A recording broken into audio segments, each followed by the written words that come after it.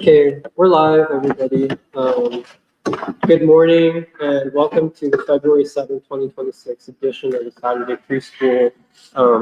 We have a lot to talk about today, and the main topics of discussion will be the ongoing release of the Epstein files, and what it means for, I think, the ruling elite in this country, and also ICE. And the prospect of ICE moving on Philadelphia, and what that will mean. And so Doc is going to start us off, and then Emily is also going to follow up. But I'll hand it over to Doc. Thanks a lot. And let me say welcome to Nuri's brother, Dean, who came from Seoul, South Korea. He's a university student in engineering, and I've heard a lot about you, Dean, and I finally met you, and you live up to all that I was told. I just wish you could meet my granddaughter, Fatima, who's teaching herself Korean. So, but I know a lot of people want to know where Sambarto and Purba are. Well, just for everybody that's listening, both of them were postdocs in physics. He at Princeton, she at the University of Pennsylvania, and they were unable to renew their postdocs, and they had to go back to India. But they're going to continue the work of free school from India, and hopefully they will be back here sooner than later. And I have to say, I cannot tell you how much I miss them, especially Purba, whom I sat beside for about 3 years at this table.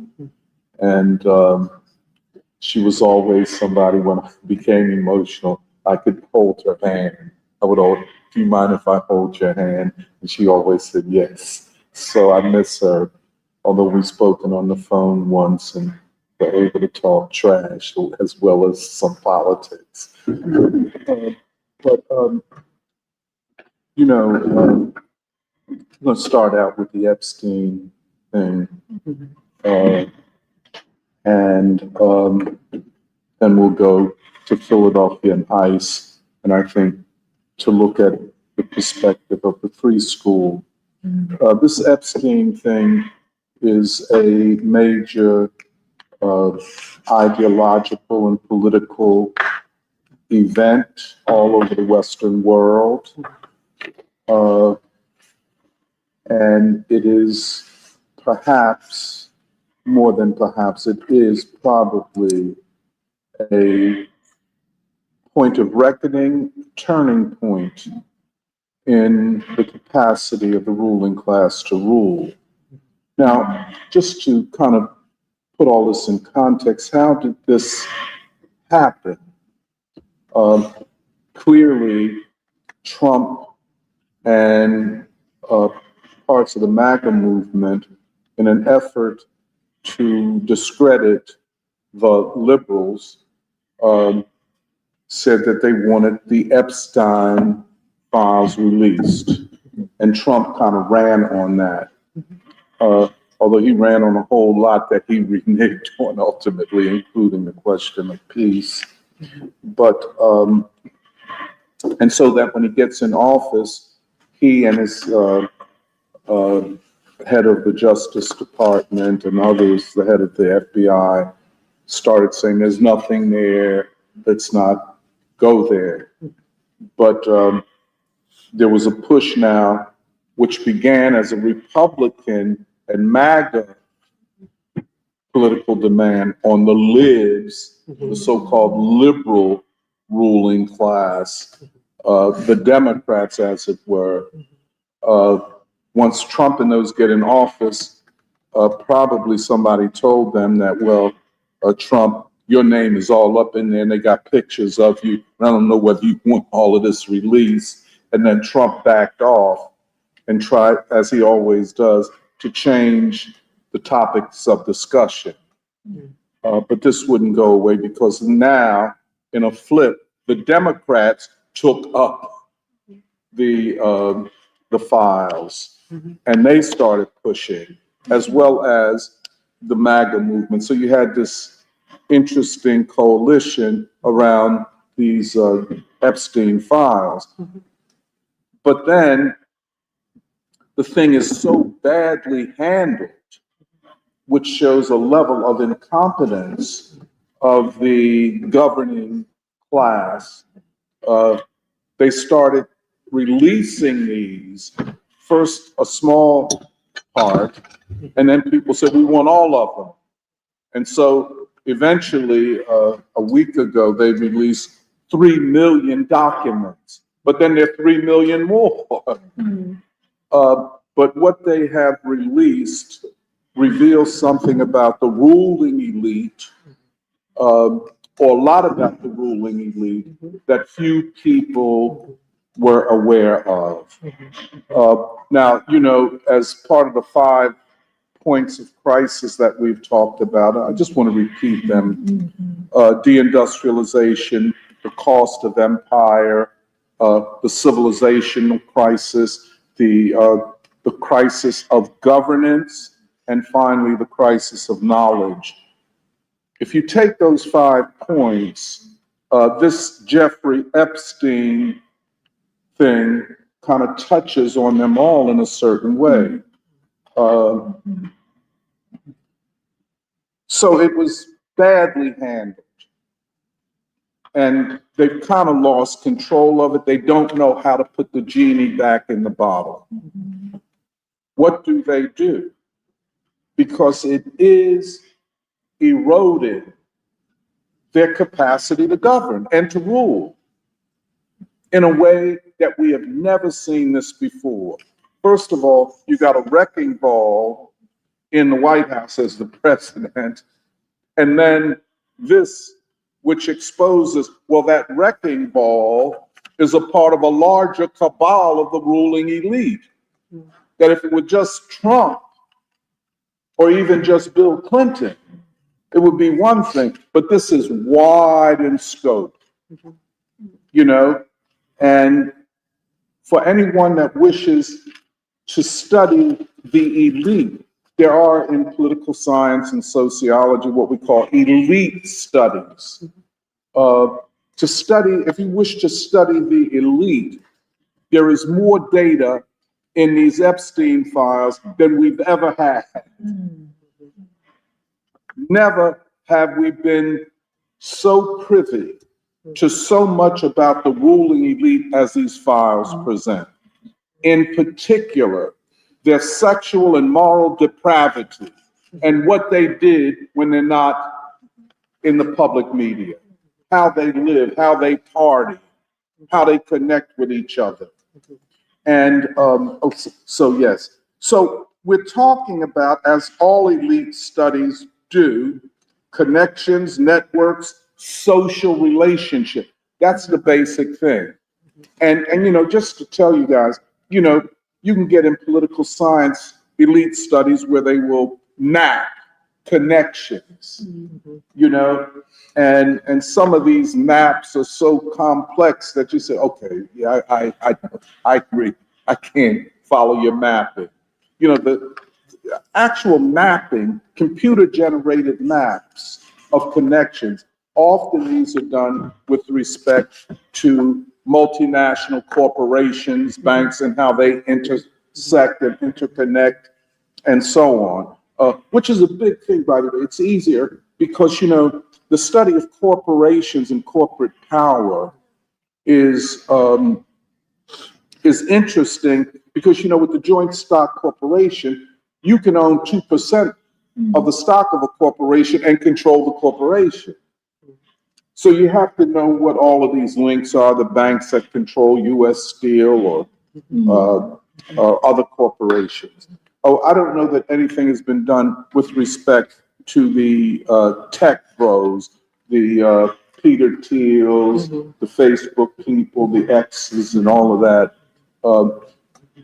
What is behind them?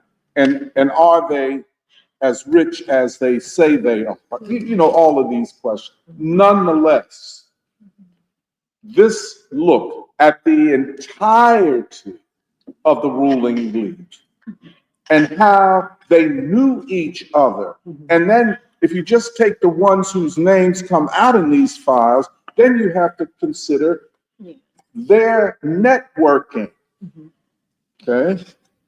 So the president of Harvard, let's say Larry Summers, is not just the president of Harvard.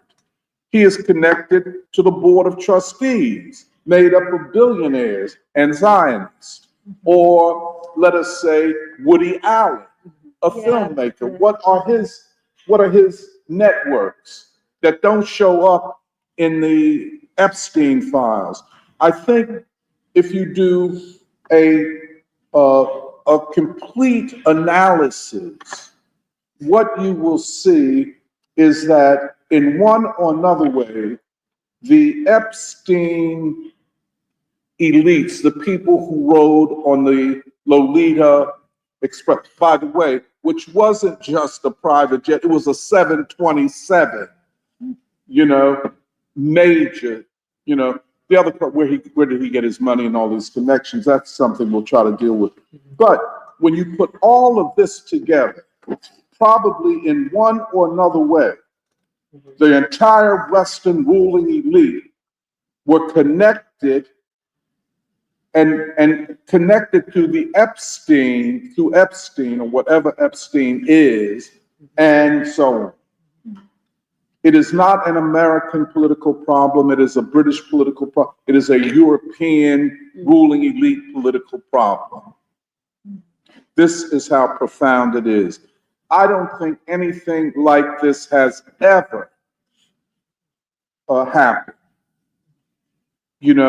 If you went back to the Middle Ages, all of this corruption, and they were morally and sexually bankrupt as well.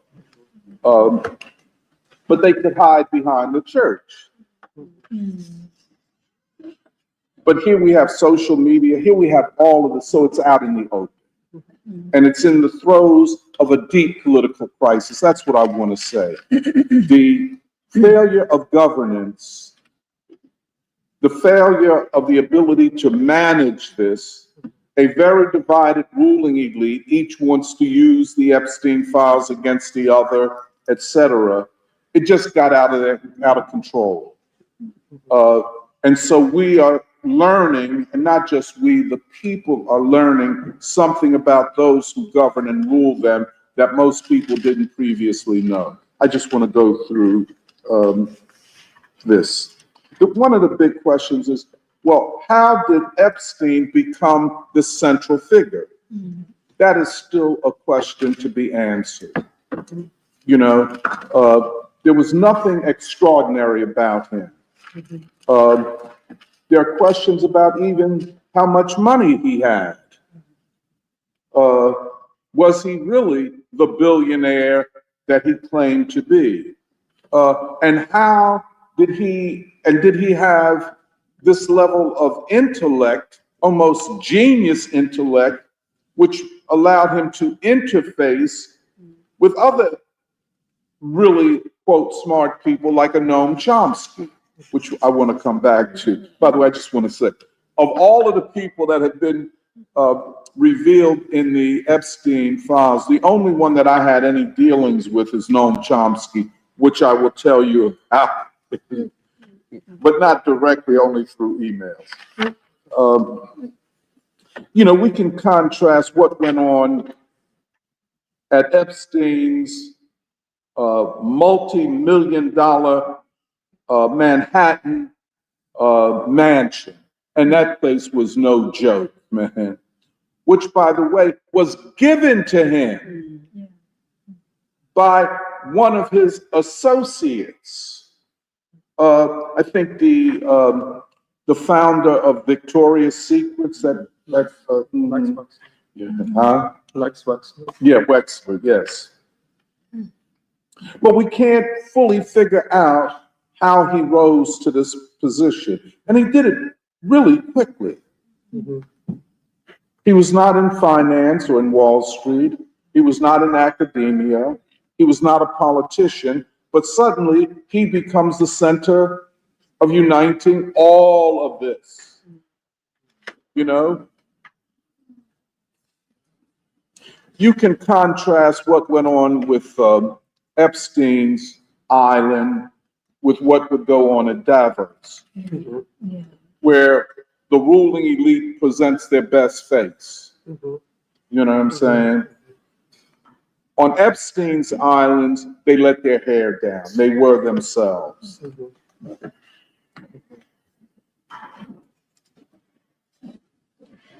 Just at the most obvious level, and what kind of triggered some of this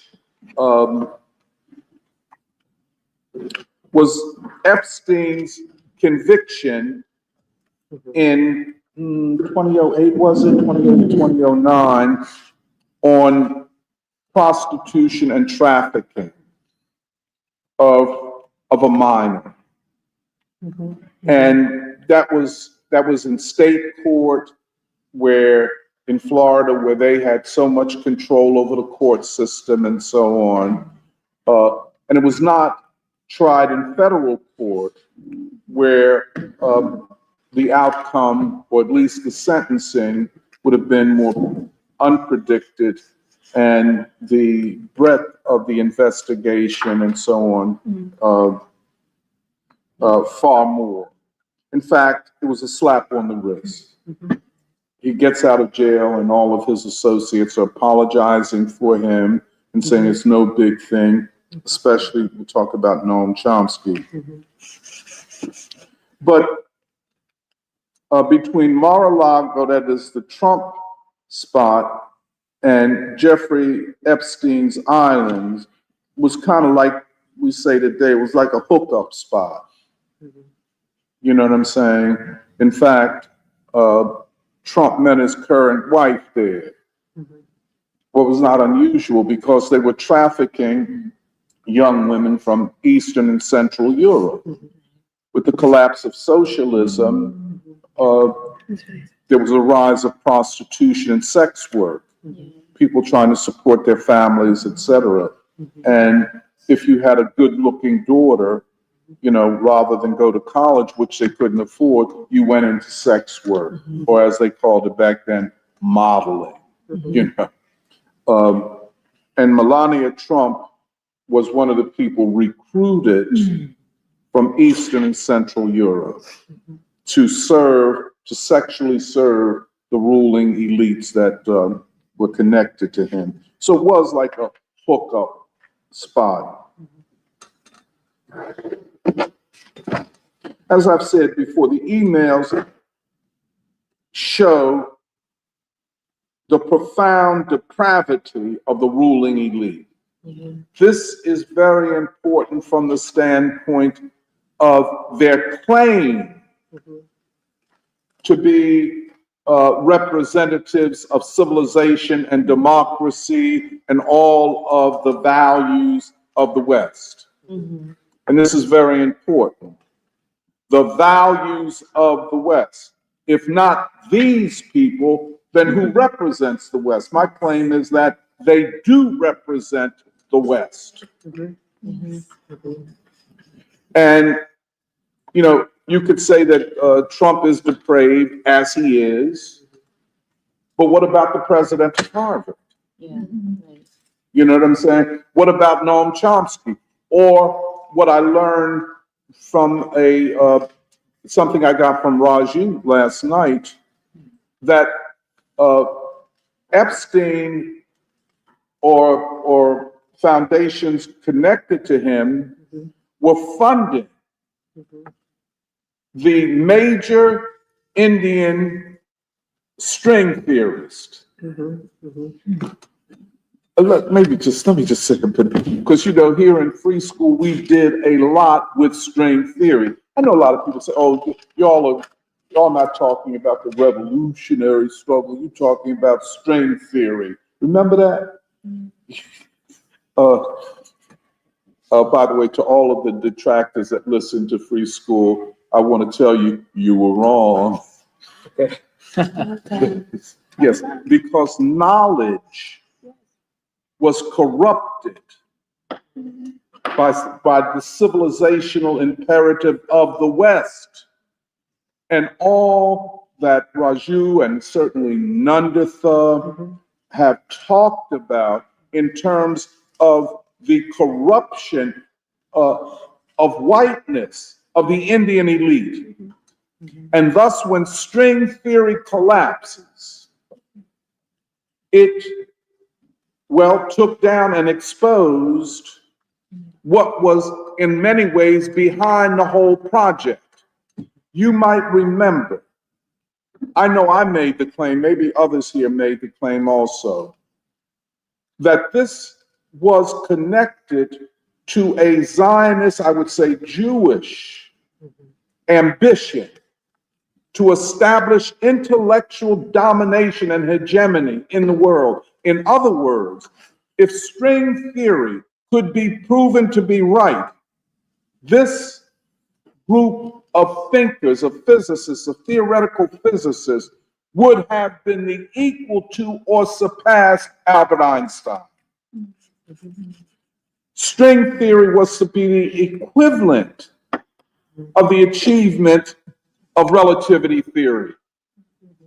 And thus, when we talk about the crisis of knowledge, the crisis of universities, and we've had conferences on this and so on, we were right on the money. But this extended into the higher reaches of mathematics and theoretical physics. But it was part of a civilization project. I just wanted to bring that up. But who were these men? And some women. They were bankers, they were politicians, they were in the world of finance and academics. How can we ever trust the so-called left academics in elite universities? Somehow it explains you all's experience. Why did I waste 4 years and all this money for this? At the end of the day, what did I learn? Or was I supposed to learn anything at all? That's a big question. Certainly, in the most recent iteration, the tech bros, Elon, Peter Thiel, what's the cat that founded Facebook? Zuckerberg. This whole cabal of the so-called richest people in the world, Bezos, et cetera, et cetera, et cetera. How did all of these disparate forces, everything from Prince William and his wife, Fergie, I forget the whole name. I'm Sarah Ferguson. Yeah, Sarah Ferguson. Okay. How did they get into a cabal with Peter Thiel? You know what I'm saying? Except the Western ruling class agreeing that to rule the world going forward, we need networks and secret networks that first allow us to know one another personally. Very important. That we meet, that we share experiences. And this sharing experiences is very important. And this is where the sexual part comes in. And with younger people and children.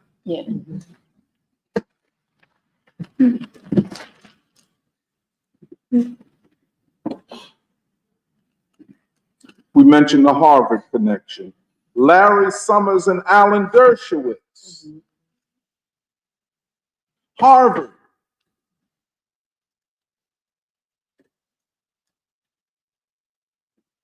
Which adds a layer to this whole thing of the Trump war with Harvard. And I read today in the New York Times that Pete Hegseth, the so-called Secretary of Defense, is cutting off funding that Harvard used to do for the military, which is very interesting. Harvard, you are connected to the US weapons and military systems. I thought Harvard was to uphold the highest values of Western civilization.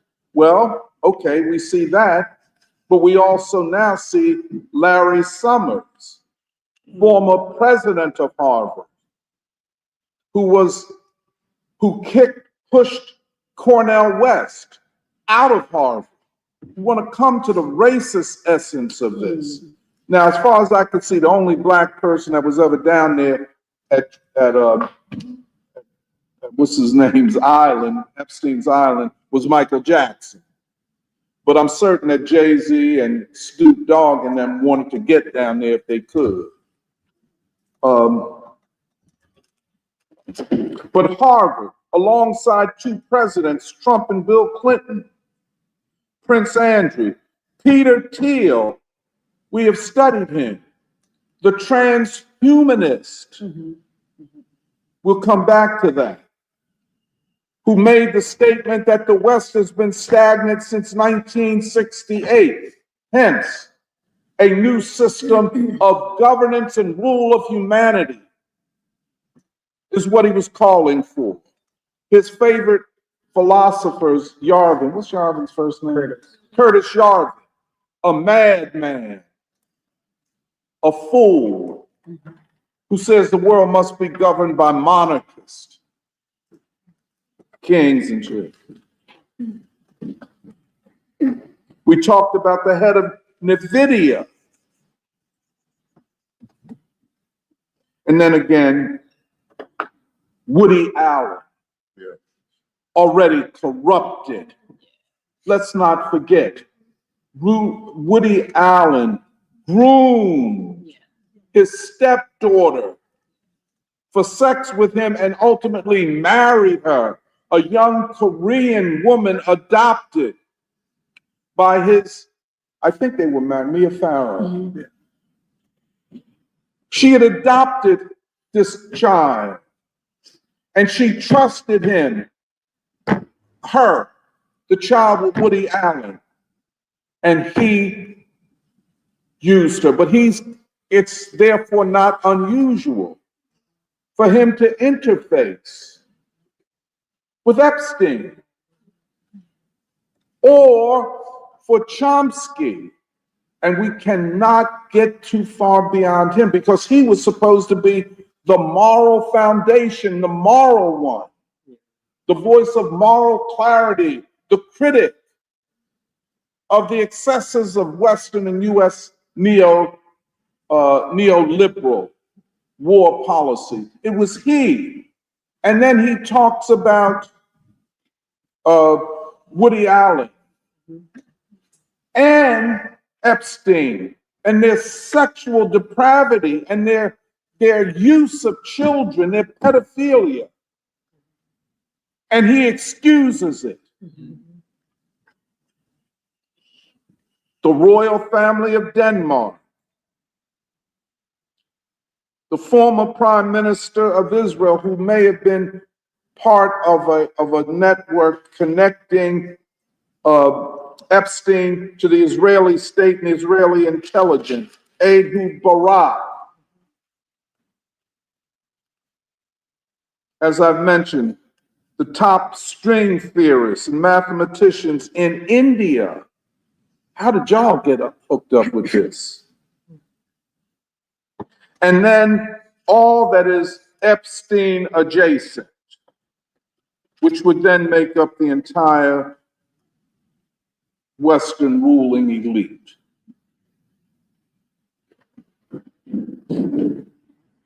As we have said before, the ruling class cannot rule if it is seen as morally depraved.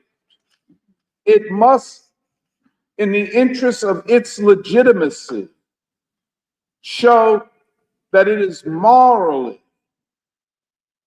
superior to most human beings, and that's the role of public relations. They all have PR firms. They all have firms that brand the branding process.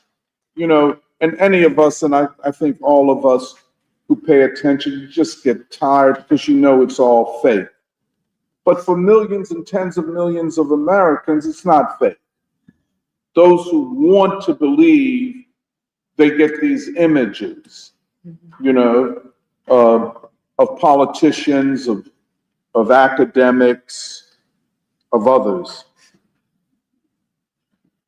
Not only did they make a claim to moral superiority, the royal family, as it were, you know, but they had a claim to knowledge, that they knew, that they were governing on the basis of knowledge and science.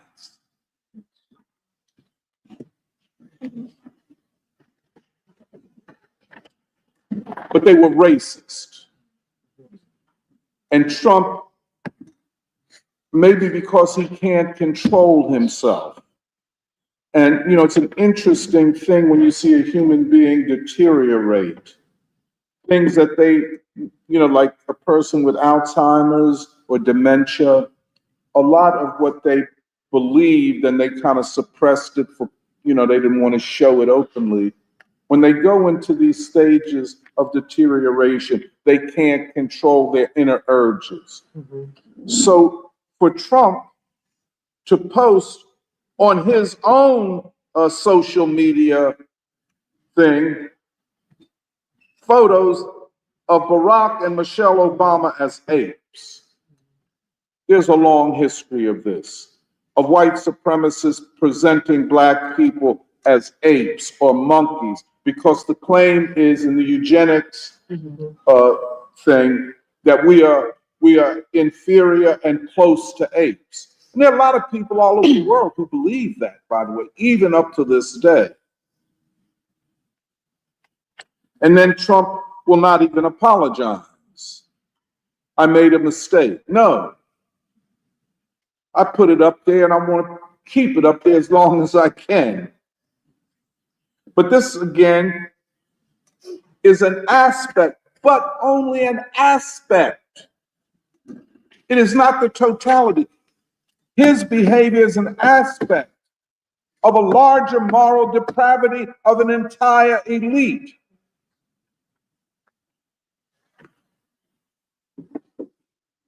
But the Christ, and it is a recognition, I should say. The whole Jeffrey Epstein thing and these files that have been released represents a crisis of rule and a crisis of Western civilization. We are absolutely right. This is the foundation of the general crisis of the West, the crisis of civilization, into which the crisis of the system of capitalism and so on must be contextualized. Without the crisis of civilization, they could go on as they had been going on, you know, which parenthetically raises a certain theoretical question of Sven Becker's thesis and his research, a powerful research project, well done. But then he hits a point, especially after the end of chattel slavery, the middle of the 19th century and so on, where he cannot explain the new system, especially in the United States. And I guess when we do a roundtable on the book here in Free School, we will explore this. But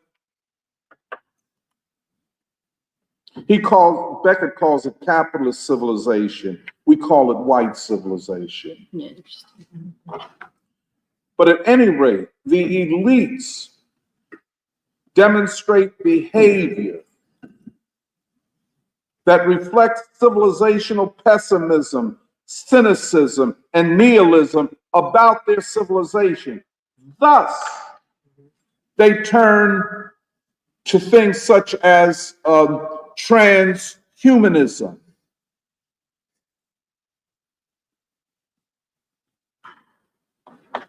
They look down upon humanity.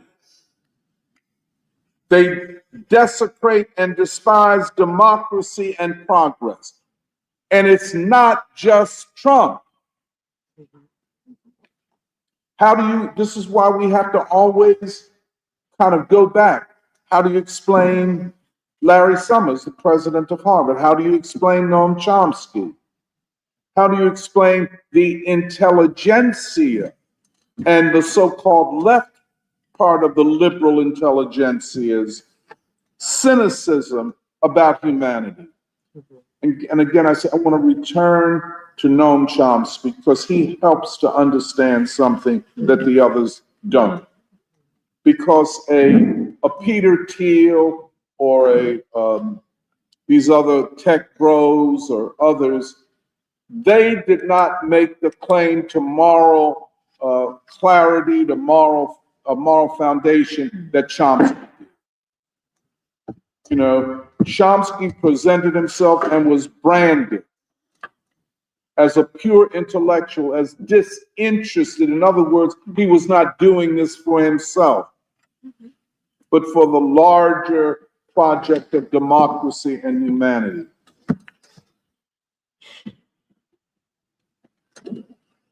But in the throes of this civilizational pessimism and nihilism, they have turned to people like Curtis Yarvin, a complete idiot and fool, as their favorite philosopher.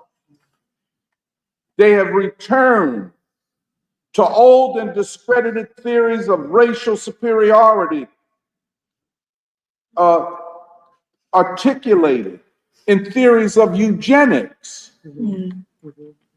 Eugenics, the idea that racial inferiority and racial superiority were biologically built into the human race. And therefore, to give you a most immediate example, the civil rights movement, Martin Luther King, and all of those people who fought to expand democracy in this country were making a case for an inferior race, that Black people did not deserve equality because they were not equal to begin with. We, under the framework of eugenics, are by nature biologically inferior, without civilization.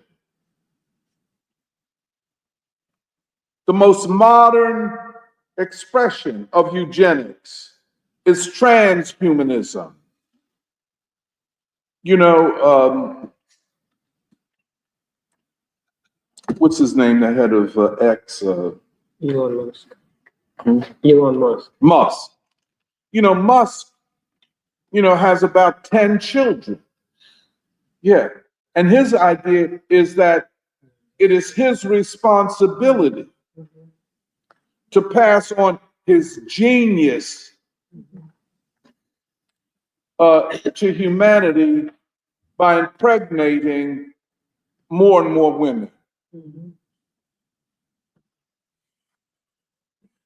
They flirt with ideas about immortality, that you don't have to die, that we can produce a race of people who will live forever,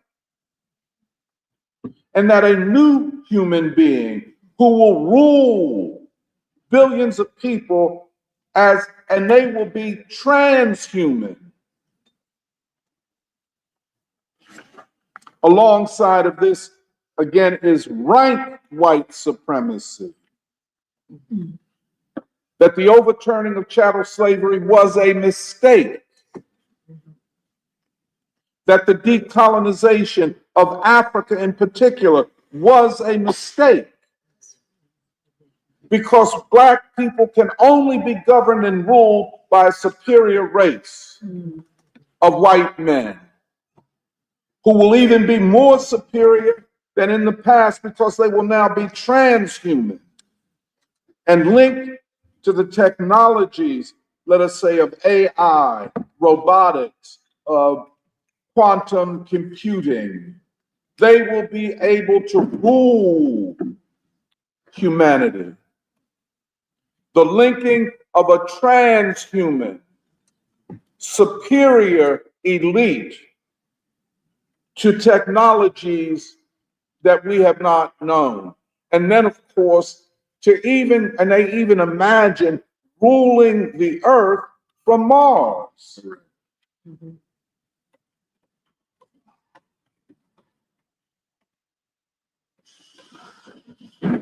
Perhaps this is the most dangerous iteration of the Western ruling elite ever seen.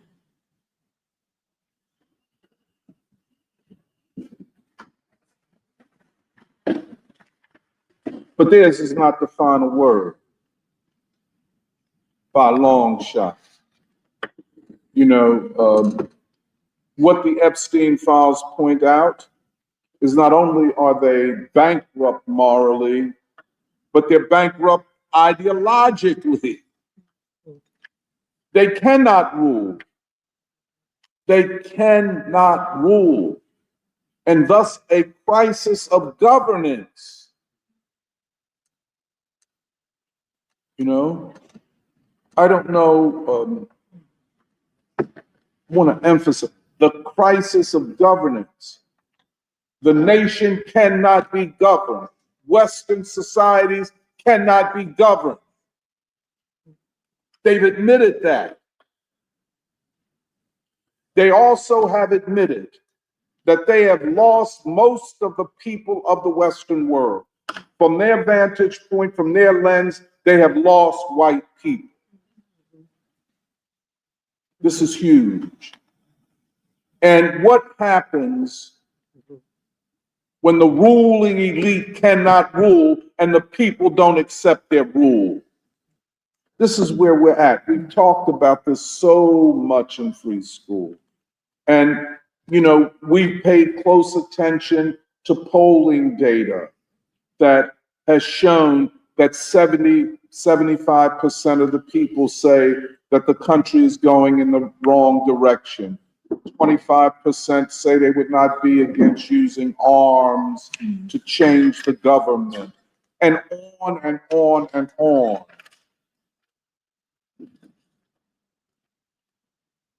They are pessimistic. We need not be pessimistic.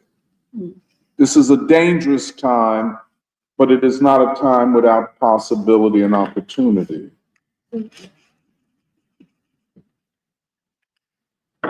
Each and every day, we must prepare ourselves for the next stage of the democratic struggle, the struggle to advance democracy.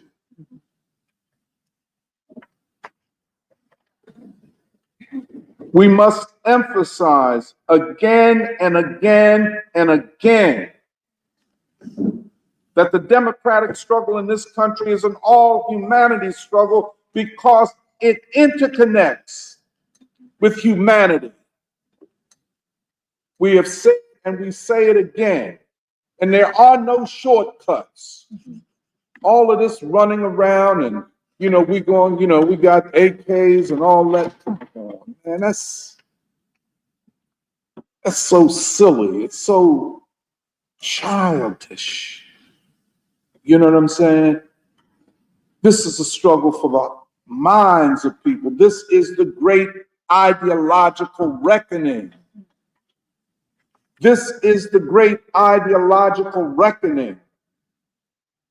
And if you don't have ideas, you cannot win the people. You can be an obstacle to the people. Let me end here on this, and maybe we'll have a discussion and then we'll go to the ICE company. What do you think? Oh, we could, We'll have a Yeah. discussion of this and then, and just my last point, I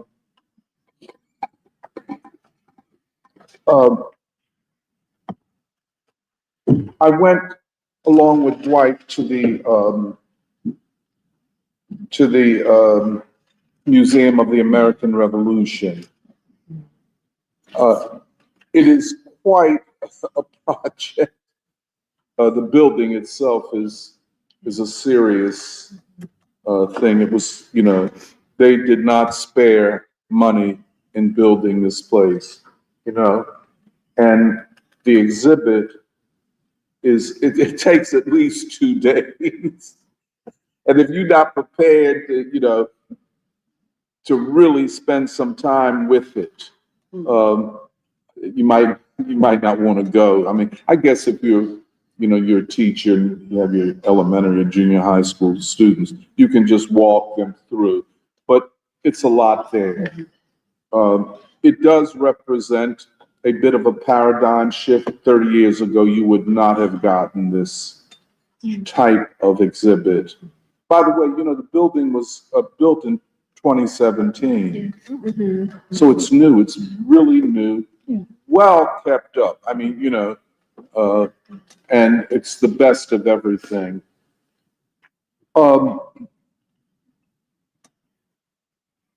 But the Museum of the American Revolution cannot deal with the future. I wouldn't expect them to. I think Jeremiah said it is ideologically the most important museum in Philadelphia. I would agree with that. Pardon me. But there was one point near the end, you all might remember this, where somebody in the American Revolution, this is about 1783, at the time that the British throw in the towel and end, who says that we have won the war, but not the revolution. The revolution, is it something like that? Do I have that right? Something to that effect. That the revolution must continue. And that the exhibition acknowledges that slavery still exists. So the promise of democracy was only halfway or 1/4, maybe just 1/10 fulfilled. And that this was only the beginning and not the end. And certainly, Jerry and I were working on our declaration, the Free Schools Declaration for this 250th year. And I don't know whether I suggested the title, Our Declaration of Resistance and Purpose. We might change that. But part of it, a big part of it, would be at least implicit dialogue between Jefferson and Martin Luther King. And such. But, we have to fill in the various parts before we get to all of that. But the people must have an alternative construal. I think we have the capacity to speak in a certain way to people. By the way, there's certain people we can't speak to and ain't gonna try to. Be a waste of, your breath. But the broad mass of people who face all of those crises that we mentioned, but on top of it, really right now in Philly, the crisis of governance. And just parenthetically, the crisis of snow removal, which is a kind of, what goes around comes around. Mayor Parker, you and your crew laughed as you broke the strike of District Council 33 last summer. You know, ha ha ha. This was a demonstration of black girl magic. Ha ha ha ha ha, right? Now it's come around to kick you in the behind because the snow was not removed, and then you're going to hire people on a daily basis. And the union said, we've done this before, we could have worked with the city. But you marginalized the union, you're a union buster, and now the people of the city have had to deal with it. But that crisis of governance means that people are asking questions. If not this, then what? Black folk are asking. We thought the promise of electing black mayors and black city council people would begin to answer and address the problems of the corrupt democratic machine of the past. Now you people are in there and you ain't done no better, you know? So what is the future? And so I think that we are obligated to speak in the best ways that we can to the people. By the way, I want to make this clear. There is no substitute for speaking with and to the people. And I say this to anybody, don't come in Philly. I'm from here. Don't come up in here with no, like you going, you know, bum rush, you going, you know. No, homie. You got to talk to black folk. Ain't nobody no dummy. You understand? And if you don't know, you say, well, I'm young, I didn't know, and yada, yada. Well, find out. And I say this, and I mean this with all due respect. There is a Saturday free school. There is a Saturday free school who takes its responsibilities seriously, who respect the people. And this is hugely important, who respect people, especially the working people, the poor. You understand what I'm saying? All this drama and shit, we don't play that. You know, so it is important that we live up, and I think we're capable of it, of living up to our responsibility to the people. And if we can do it here, it will resonate throughout the country and such. But I'll end this part here.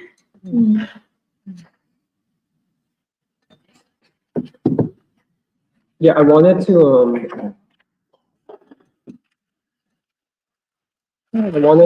pick up on the Chomsky thing because I think it's very significant. Oh, can I just say Yeah. my connection to? Oh, I'm sorry, I forgot. You know, I don't know anybody else in the Epstein files, but I was connected to Chomsky. You know, when I was fired at Temple, hugely unjust, and Cornel West and Angela Davis and other leading academics joined in the struggle for my reinstatement. Whether I was reinstated or not, the point was that these leading academics stood up against an injustice, which was happening all over academia.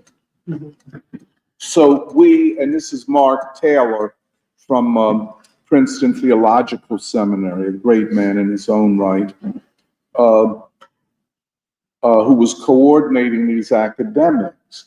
And over 300 from around the world signed on to support me. Isn't that something? So we reached out to Noam Chomsky. And, you know, he doesn't, his thing, I don't see it as important.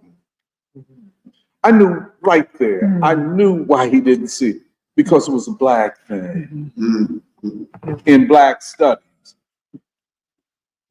Mhm. And then when I eventually heard that Noam Chomsky said openly on numerous occasions he could not stand to hear the voice of Martin Luther King. You know, you can't stand to hear the voice of Martin. Well, whose voice can you stand to hear? Yeah, his own? Yeah, I guess so. But this was a measure, in my experience with him, of the depth of his racism. Noam Chomsky is an unapologetic racist. I remember, connected to this, when we went up to a platypus event in Brooklyn, and Norman Finkelstein, who made the claim, and I don't know whether he's making it any longer, he made the claim that not only was Noam Chomsky the greatest thinker of his generation, but the greatest thinker in 1,000 years. And I remember going up there and saying, hey, man, you know, he was there and I'm saying, hey, how you doing, yada, yada, yada. And, you know, he, after, you know, exchanging pleasantries like that, he said to me, why is Angela Davis selling T-shirts? Why is what? Why is Angela Davis selling T-shirts? First of all, I don't know. Why are you asking me? I didn't know nothing about no T-shirts. But see, that's that white thing, trivialize black people. You understand? And so, you know, I knew what he was doing. I know how he rolls. I'm familiar with that kind of whiteness. But Noam Chomsky is the greatest thinker in 1,000 years. That is, well, Du Bois is nothing to you then. But so then I was on a podcast with the Midwest Marxist. And one of the interviewers asked me, well, what did I think about Norman Finkelstein's position about Angela Davis? Now, it's hard for me, you know, the way I am, and I don't ask anybody to be like me or to do like I do. But see, I don't respond to white people trying to separate black people. You, the young man that was interviewing me, Norman Finkelstein, and no other white people going to get me to talk down about Angela Davis. I got criticisms of Angela, but I know her heroic role. None of y'all, Noam Chomsky, Norman Finkelstein, and nobody else did and sacrificed and put her life on the line the way she did. She is a great figure in the intellectual and political history of this country and of black people. And so don't ask me about what a white man said about Angela Davis, and I'm supposed to respond, and I did respond. I said, let me get it straight right now. And excuse my language. Finkelstein couldn't carry Angela Davis's dirty socks. I said dirty drawers, but you know, that's the street language. How dare you? Now, but yet this celebration of Noam Chomsky, who was found out to be morally corrupt. And that's what he is. And a white supremacist. Black people's struggle is not worth his time. Listen to him. This great struggle for democracy is not worth your time. But now it comes out that You were with Jeffrey Epstein. You apologize for his moral bankruptcy and pedophilia. You understand? But you can't stand to hear Martin Luther King's voice. You don't have to be a rocket scientist to connect the dots. That's all I wanted to say. I'm sorry to interrupt you.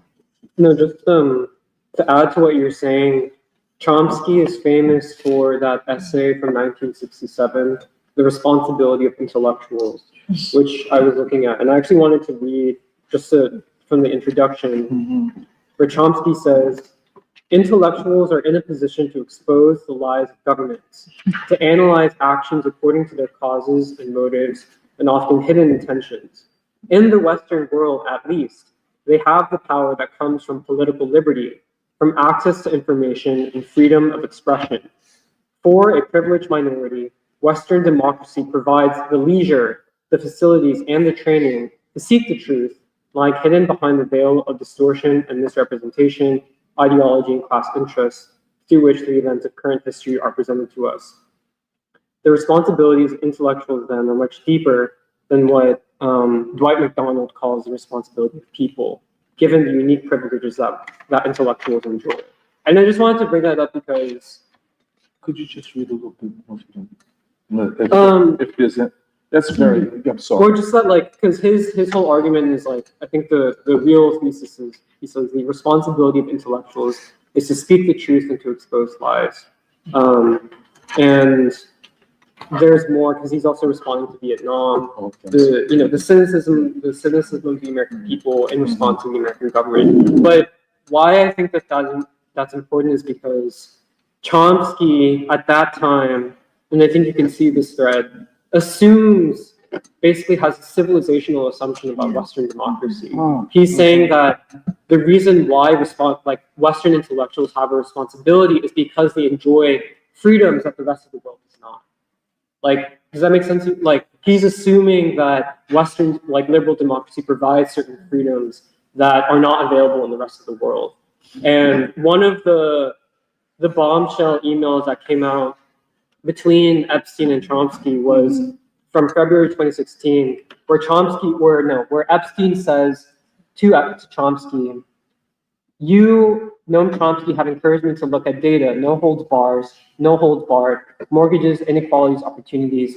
I have seen some things through your eyes, and for that I'm grateful. I.e., the test score gap amongst African Americans is well documented. 20 years of testing, many countries. James Watson had some of his private views made public, and hence his dismissal from society. James Watson told me after one sentence he became an unperson in American society. Making things better might require... That's Wilson. I think it's Watson. I know you're saying Watson, but I think it's... But go ahead, I'm sorry. It means Watson, he is discoverer of DNA, right? Yeah. Say that again? The guy who discovered DNA. Oh, I'm sorry. Yeah. And so Epstein says, making things better might require accepting some uncomfortable facts, i.e. about Black people. You, Chomsky, told me that. And I don't know, actually it is quite, because I don't follow Chomsky that closely. I was never really like a follower of Noam Chomsky as other people are, but I think that is very revealing to me of what you're talking about, of this intellectual who, for many people, is kind of like, in the way that Finkelstein talks about his time as like a kind of hardcore Maoist, and it's like when the Gang of Four, when like that whole thing collapsed, it was like basically his God had failed him. I think that this is a similar moment, whether for people like Finkelstein or for large parts of the quote-unquote Western left, the white left, for whom Chomsky is that kind of figure. Like, this is the failing of their God, basically. And it coming out that Chomsky was not just tight with Epstein, but was one of the people who was pushing forward these basically racist eugenicist theories about Black people, and that they were having these kind of jovial conversations about it. Like, I think that reveals so much about basically, quote unquote, the moral integrity of a figure like Chomsky. And And I don't know, I just feel like there's a lot more, and but I just feel like for a lot of people, Chomsky is basically that hero. And it's like, what happens when your hero fails you in that way? But what does it reveal about, yeah, the white assumptions, the white supremacist assumptions of so much of the intellectual elite, whether you're, like you said, whether you're in science, whether you're in the social sciences, whether you're a quote unquote dissident, you know. And one of the other connections to the science stuff is Epstein had a close relationship with a lot of Nobel Prize laureates, and he was, I think, close with this guy named Brian Greene, who's at Columbia University and is I think the leading person in the world who's a proponent of string theory. And part of the whole thing was, I think Epstein considered himself, quote unquote, an intellectual and liked to surround himself with smart people.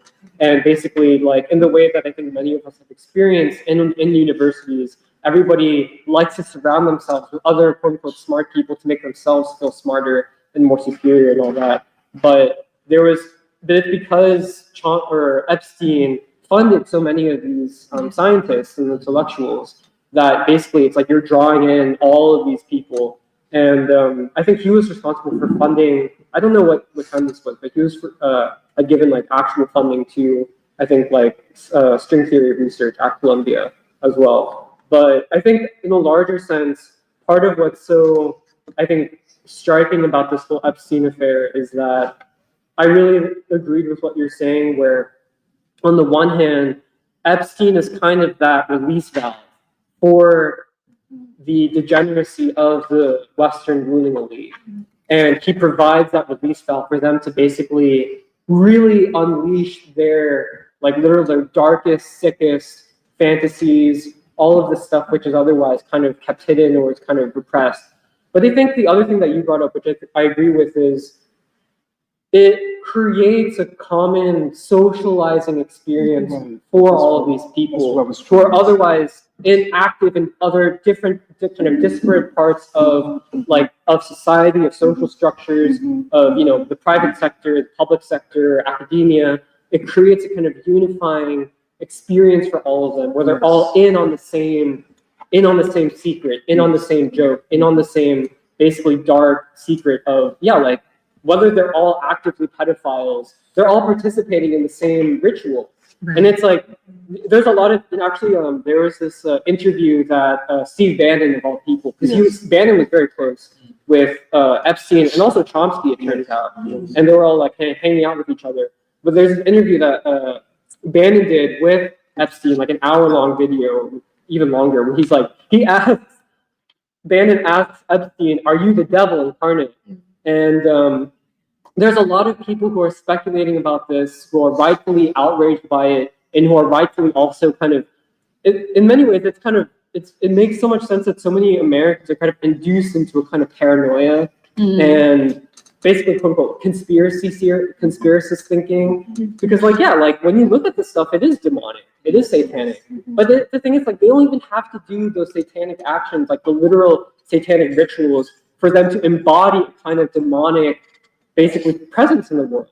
And I think that this is part of what is like this undercurrent, not just of the immorality or the amorality of the elite, of their moral depravity, but it's also something that I think is really buried deep in the conscience of people, ordinary people, who have had these suspicions, basically, for especially the past 10 years. Like, a lot of this is bringing back what used to be called Pizzagate, back in basically like 10 years ago, when I think was it John Podesta, who was connected with like Hillary Clinton and all that stuff, when there was these speculations that they would use these code words for basically trafficking in children, molesting children, and they would use this term of pizza. And actually, it turns out that Epstein was using that term. I think there's like 1,000 uses of the term pizza party, whatever, in the Epstein emails.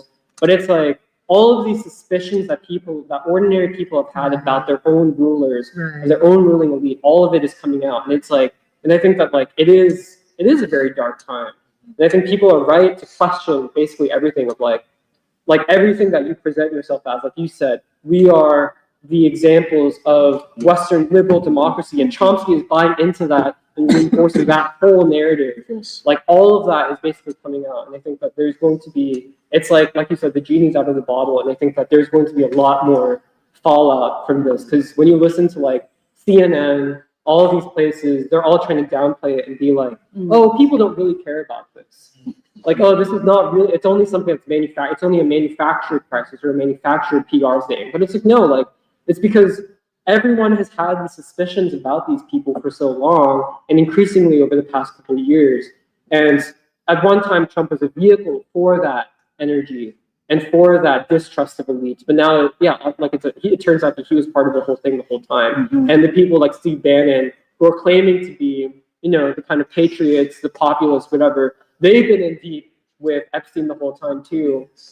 And I don't know. I don't like. I do think that it's like it's not the only thing that's happening in America right now. It's not the only crisis that's happening in America, but I do think that it is really significant because it's a confirmation of the deepest thoughts that I think people have had about their own country, but about basically, yeah, like what the West as a whole.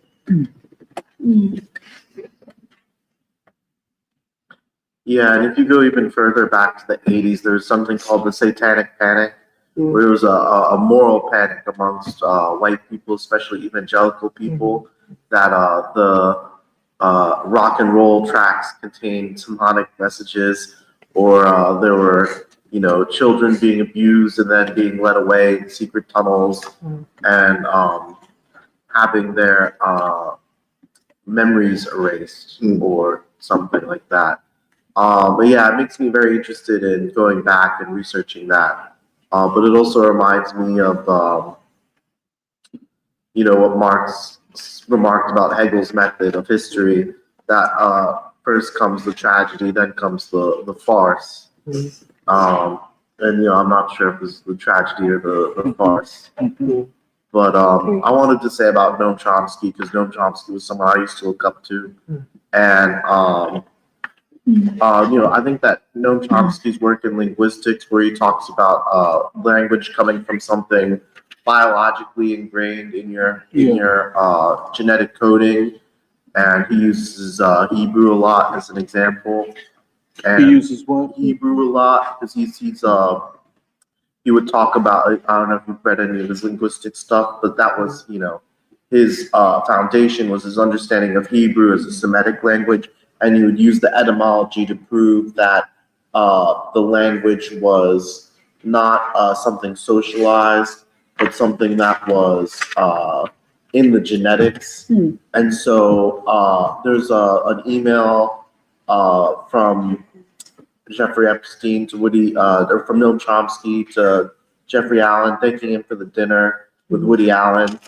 And then Noam Chomsky was having a financial dispute with children from his first marriage, and that's what a lot of the emails are about. But also, you know, they're talking about how Woody Allen has a DNA test to show how Jewish he is, and so they're saying, "Oh, Noam Chomsky, you're so smart. You should take the DNA test so we can find out how Jewish you are."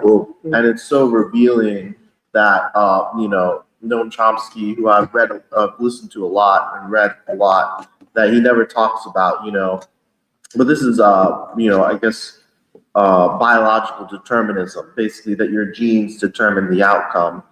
And the fact that, you know, this is something that he wouldn't say in public, that, oh, you know, my Jewish genes are so good that I'm so smart. And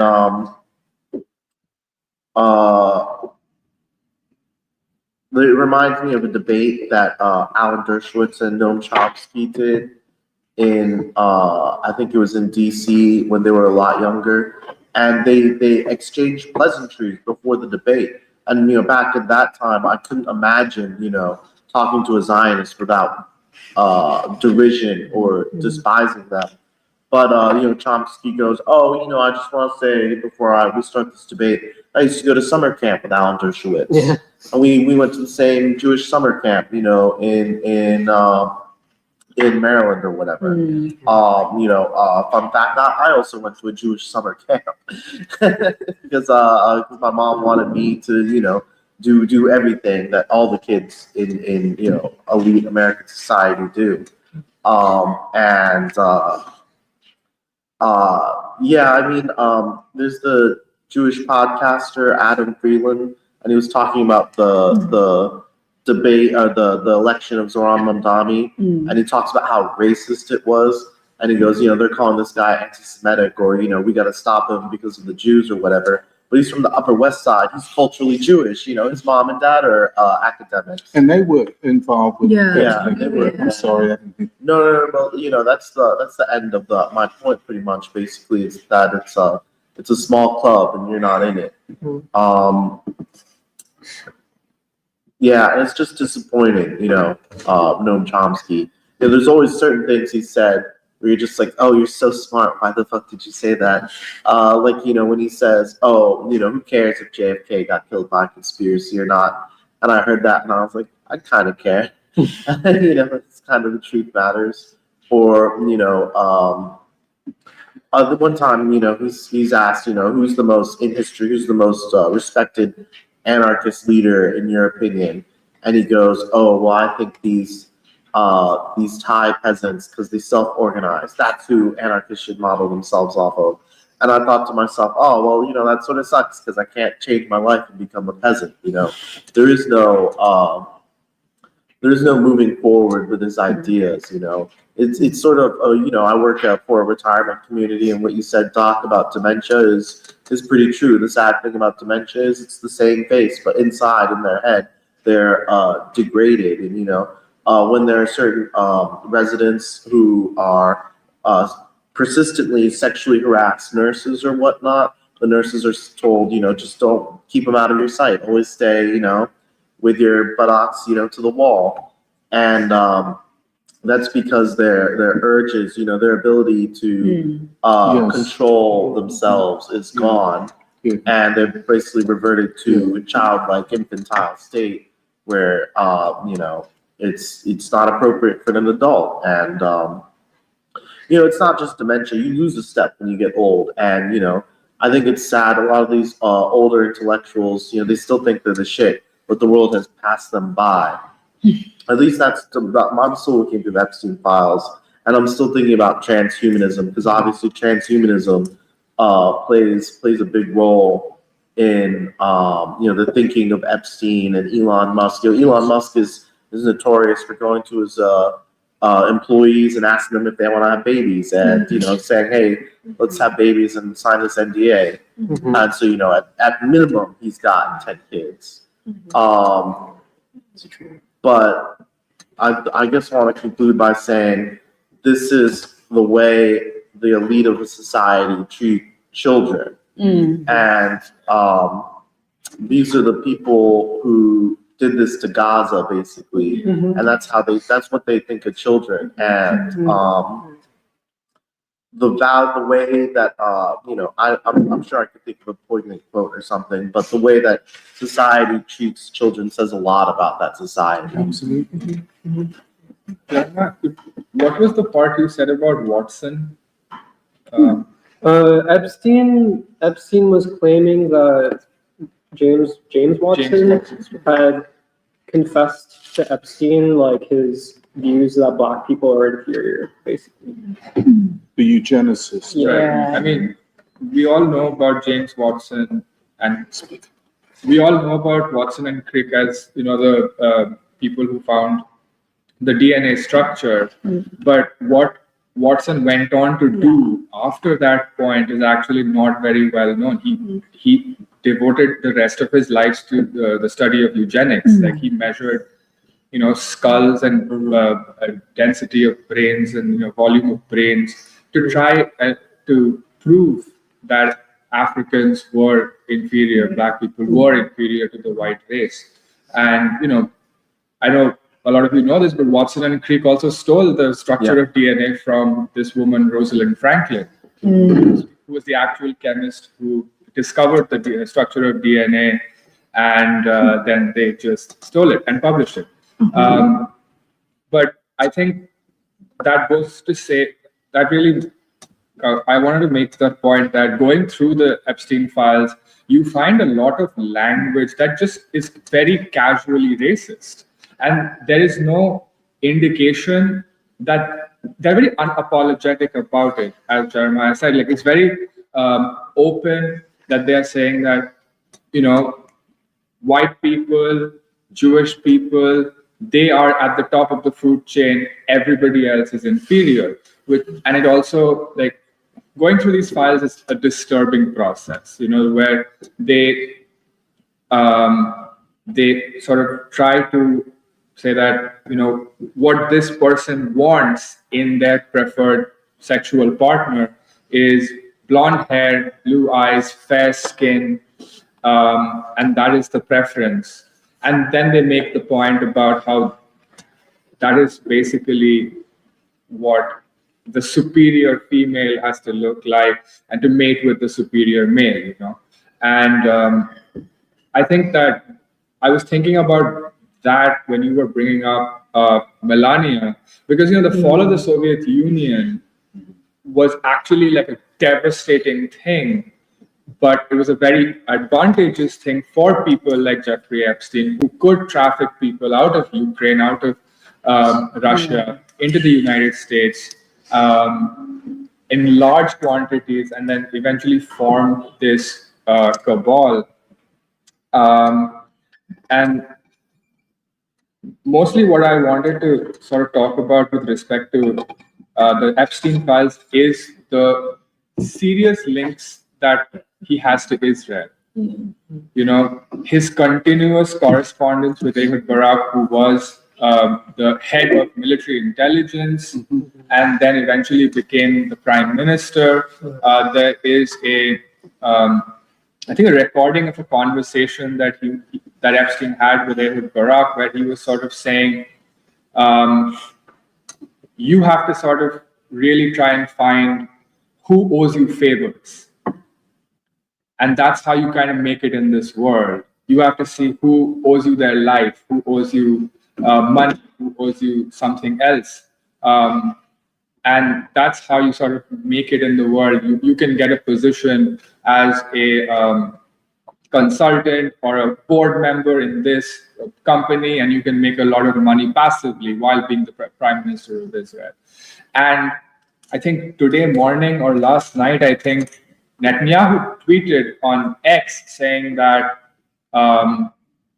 the links between Epstein and Ehud Barak actually disproves that he was a Mossad agent, because Ehud Barak was this part of this leftist wing of radical wing of an Israeli party who was trying to overthrow them. So, you know, like, you can never be convinced of the truth till a politician denies it, you know.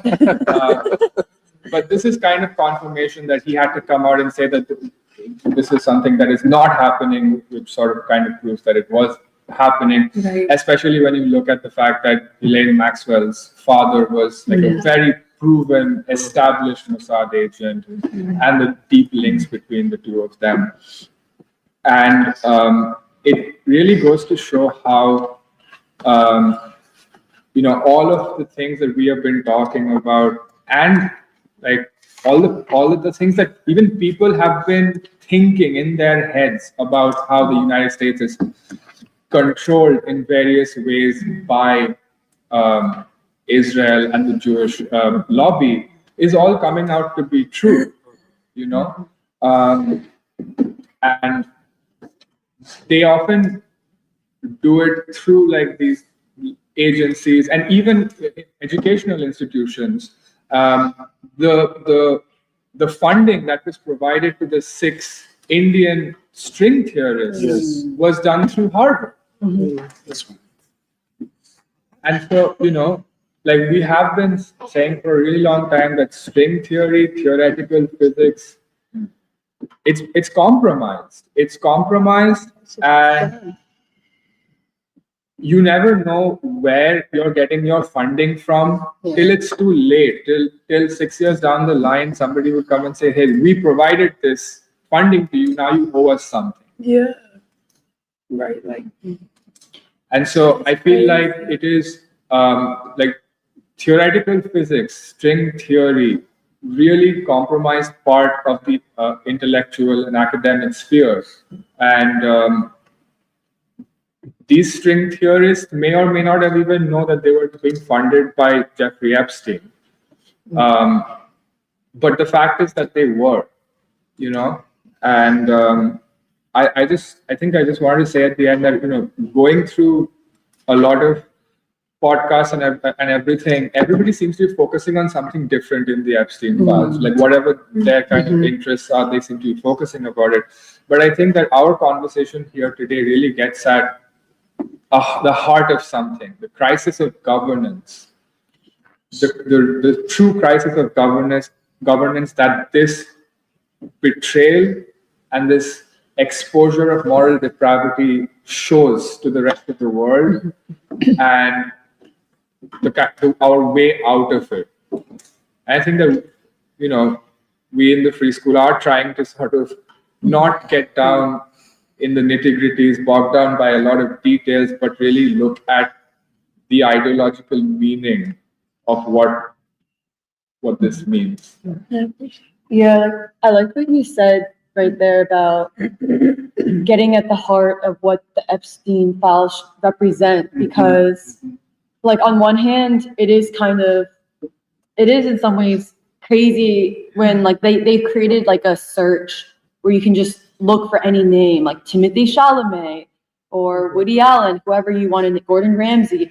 And on one hand, it's crazy just how many individuals are linked in this network and nexus of people across the world. And it's really European Western nexus, but then it also begins expanding into essentially like what Samir was saying, culturally white, culturally Jewish, non-white people. And which also shows you that the most dangerous tool around the world to this day is the ideological tool of whiteness.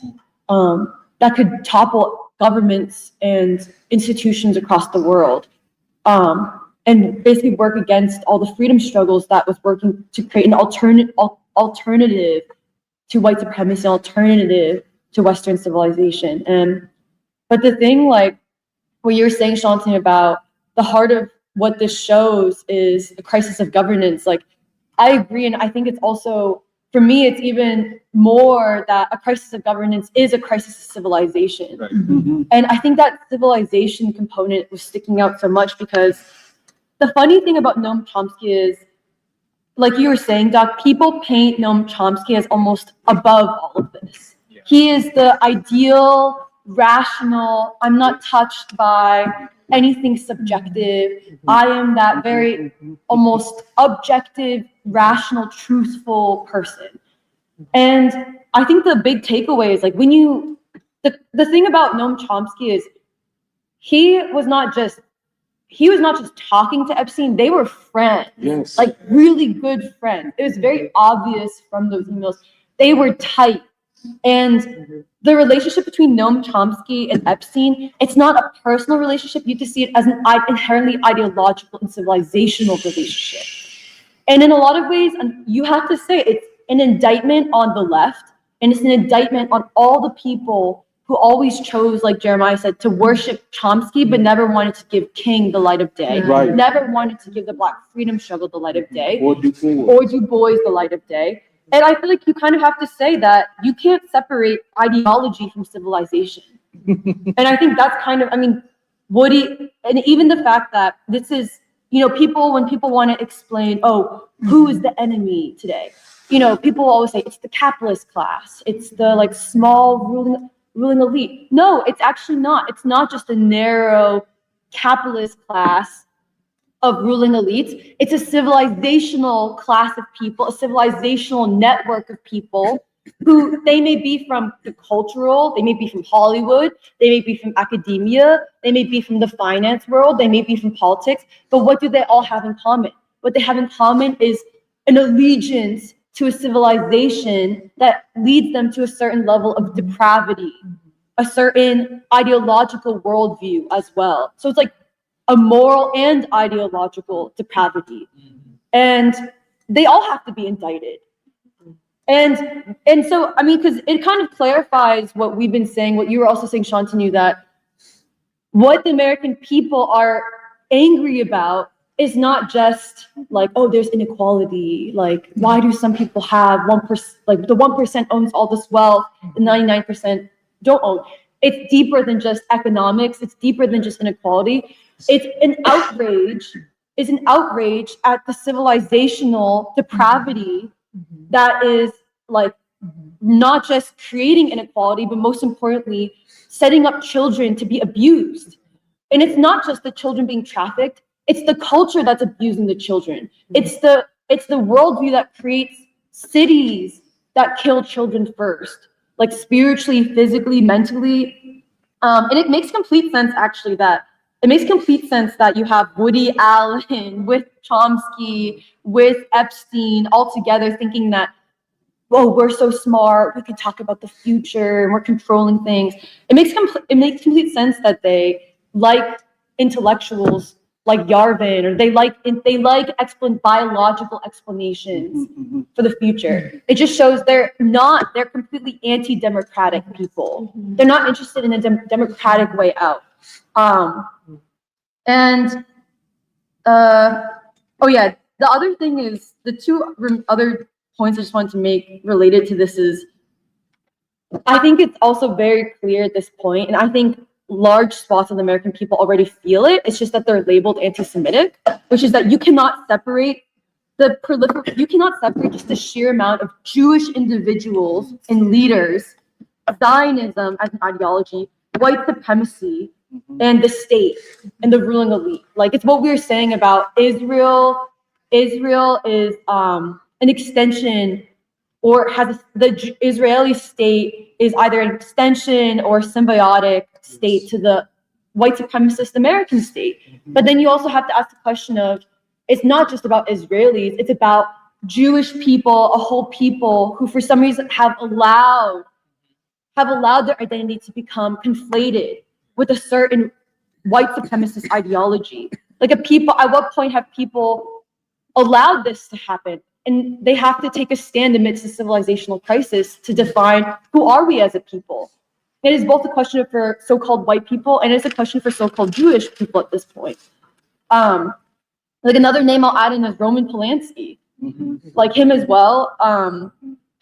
And then the other thing to raise is, I think it also raises questions that we have brought up over and over, which is, can you actually separate the political from the moral? Right. Like, is there such thing as a separation, an actual separation between political and moral? Right. And in other words, we always say, can you actually separate the secular and the sacred? How can you create a worldview?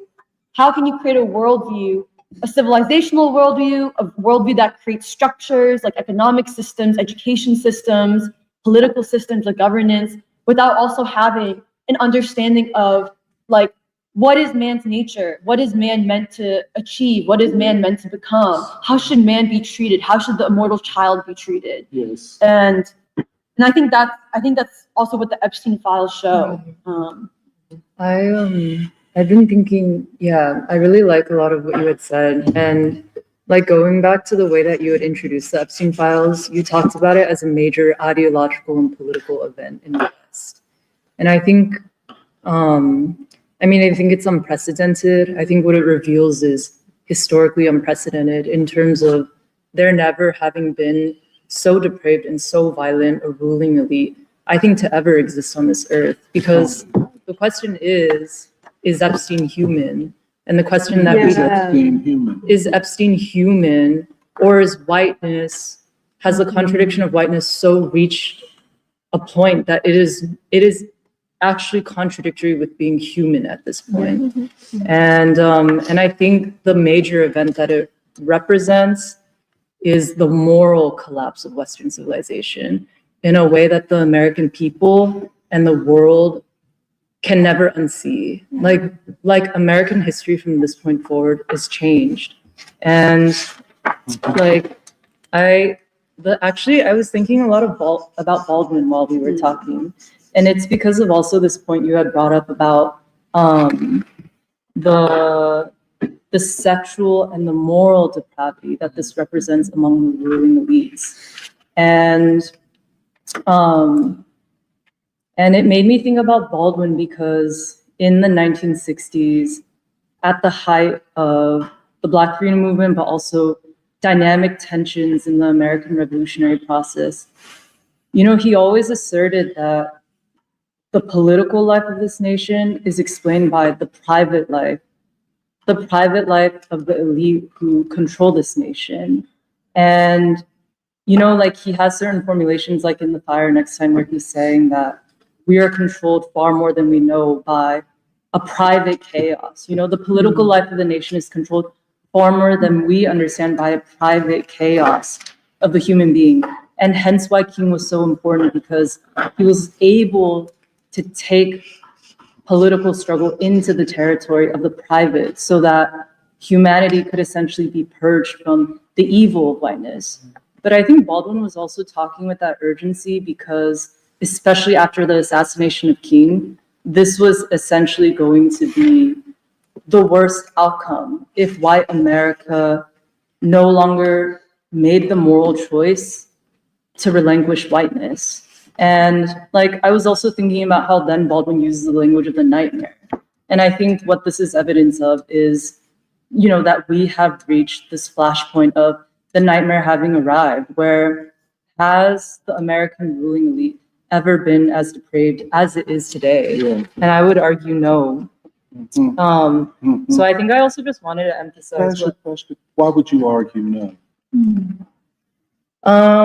well, what are the supposed pillars of the civilization? Like, it's the organic democratic capacity and genius of the people that expresses itself through certain pillars of civilization, such as science, philosophy, law, governance. But all of those quote unquote pillars of civilization today are controlled by the elite. And it's why, even like you were describing with the university in your remarks, if you go there with moral intent, you find yourself immediately in an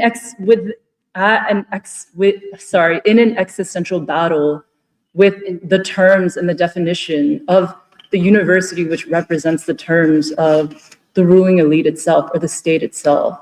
I mean, that level of violence on the consciousness or the will of the people and the youth today is so existential and so much an attack on the human being that I don't think whiteness has ever so advanced up to this point. And like, the thing that I wanted to emphasize from what Emily was saying is, can any form of political struggle today proceed without a centering of the moral choice at its center? And I would argue no, because like with what Samir had mentioned, and you also mentioned it, I also wanted to bring up that like Mira Nair, the Indian filmmaker who's Mamdani's mother, was found to be present in like the most recently released batch of the Epstein files. And there was a lot of activity on Twitter about it. And many people were very quick to say that this is evidence that Mamdani's unexplained rise to political stardom is engineered. And it's remarkable that it is so easy for people to make that conclusion or to make that connection at this point. And like, I would not disagree. But I think the last thing I wanted to add is that our work as Free School, and in our work this year, this is why our continuous discovery, our ideological and sociological discovery of the American people as a separate entity from the American elite is going to be very important. Because I think the Epstein files and the way the American public is responding to it is evidence that so much of their consciousness and their will has been suppressed by the way that a few elites control all of the institutions of this nation. I think one of the things that I feel like really stood out from your remarks is how much contempt this circle of elites has for all of humanity. Like obviously Black people, all non-white people, but even white people, like the white masses. And their contempt for humanity is even a contempt for democracy. And I think it also explains a lot of why they govern the way that they do, why they behave the way that they do. But I think fundamentally what was also pretty shocking is the low intellectual caliber of all their ideas. Like, it's actually like, when you read the emails, it's like, I cannot believe these people have so much power and so much money. They're so dumb. And the intellectual theories that they appreciate and that they actually believe in and are invested in order to justify their own existence are like pseudoscience. Like the eugenics stuff is legitimate pseudoscience. And yet, because they know that basically knowledge and science are necessary, they fund it, they position themselves in proximity to it. Like Jeffrey Epstein he rented a house or owned a house like literally 2 minutes away from Harvard in the 90s. And he was tight with Larry Summers. I think he had a key card where he could just like go onto Harvard campus all the time. And I feel like at this point you have to ask, of the intellectual production of this country, of the elite, it needs to be questioned. How much of it is true? What is it for? And how much of it is actually just like pseudoscience? Where, like Shantanu, the stuff we were saying about James Watson, like the cranial measurements, even this test gap like thing, all of it is basically bolstered and lifted up as like, oh, this is the highest pinnacle of like human knowledge. And it was discovered like through the scientific method. But then is it really? And ultimately, I think it does ask the question of, do we value the truth based off of like who has a degree and is able to publish studies and say this is true? Or at some point, do we have to draw a moral line? Where is the biggest crime to have a test gap, or is the biggest crime to abuse children? And what kind of world do we live in if there are actually people who believe like, oh, I'm able to abuse children and that's okay because I'm an elite person who's so smart and I have so much money and I'm like, I don't even feel bad about it. Of course I should abuse children. Like, why shouldn't I like traffic people to this Caribbean island? Because I feel like the really like disgusting thing about the files is how unapologetic they are, how brazen, and how basically they have somehow justified to themselves that like, this is the most natural state of all. And I think that really goes back to this thing of total contempt for democracy, total contempt for all the people of the world. And I think Du Bois actually, like I was rereading the Dictatorship of the Black Proletariat in South Carolina, and he says that no history is accurate and no political science is scientific. That starts with the gratuitous assumption that the Negro race has been proven incapable of modern civilization. And yet you see that Chomsky has basically like fallen into that assumption. And he says that dogma is simply the modern and American residue of a universal belief that most men are subnormal and that civilization is the gift of the chosen few. And he says, since the beginning of time, most thinkers have believed that the vast majority of human beings are incorrigibly stupid and evil. And I think that's even what Chomsky is basically saying with the responsibility of the intellectual, the Western intellectual.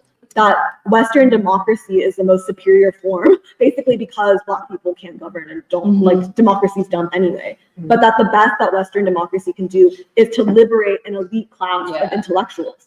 And they're the only class that is actually meant to be free. They're meant to be free to come up with whatever ideas they want, to basically justify their own actions.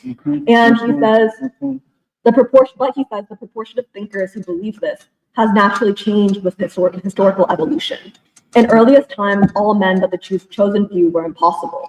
Before the middle class of France revolted, only the aristocracy of birth and knowledge could know and do. After the American experiment, a considerable number of thinkers conceived that possibly most men had capabilities, except of course Negroes. Possibly never in human history before or since have so many men believed in the manhood of so many men, as after the Battle of Port Hudson when Negroes fought for freedom. And he says, all men know that by sheer weight of physical force, the mass of men must in the last resort become the arbiters of human action.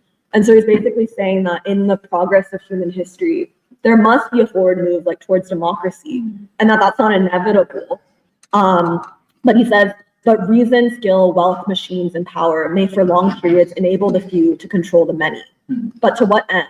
The current theory of democracy is that dictatorship is a stopgap, pending the work of universal education, equitable income, and strong character.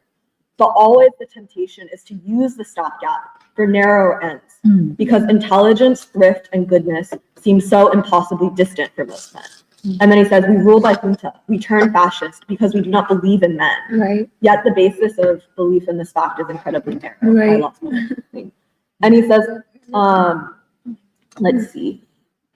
It is then one's moral duty to see that every human being, to the extent of his capacity, escapes ignorance, poverty, and crime. With this high ideal held unswervingly in view, monarchy, oligarchy, dictatorships may rule, but the end will be the rule of all, if mayhap all or most qualified.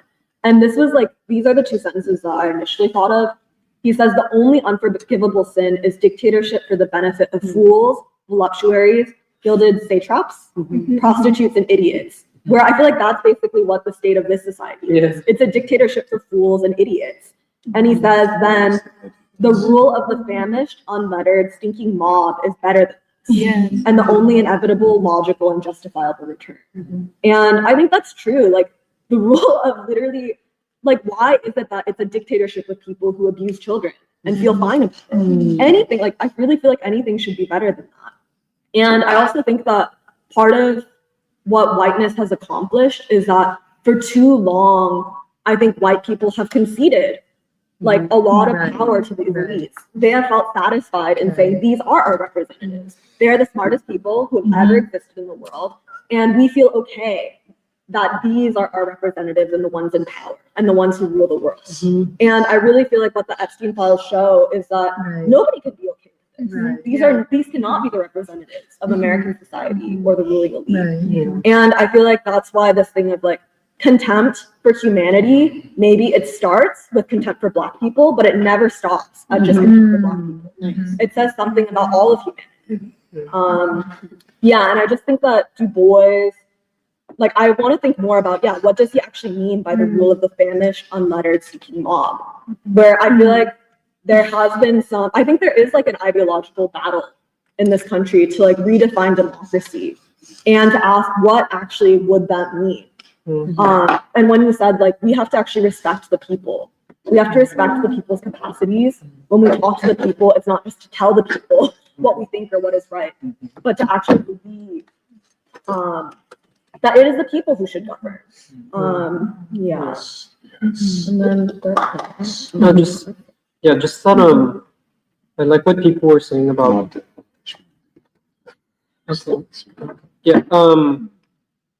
especially with Baldwin and his diagnosis of whiteness. I think part of what drove many of us away from the university was this thing that Baldwin talks about where white people always have to lie all the time.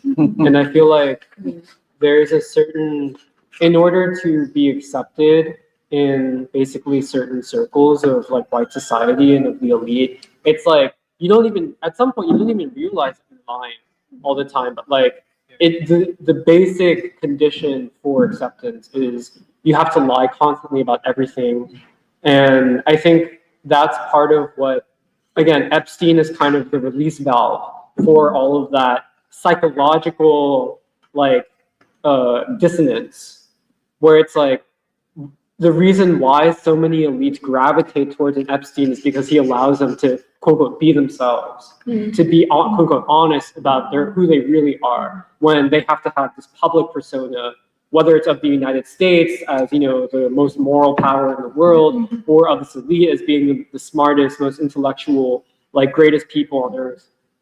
And it's like, I don't know, I think that's part of what I feel like is like this unraveling of, basically white supremacy, is this thing of like, in some ways, I still think that Trump, for whatever his purpose in history is kind of like, he's the face that white civilization deserves. May I ask you a question, if you don't mind? Yeah. You know, there's always this discussion of we have to do away with white supremacy. Not just a question, do you think white supremacy can be done away with without attacking its civilizational foundations? No. I don't think so.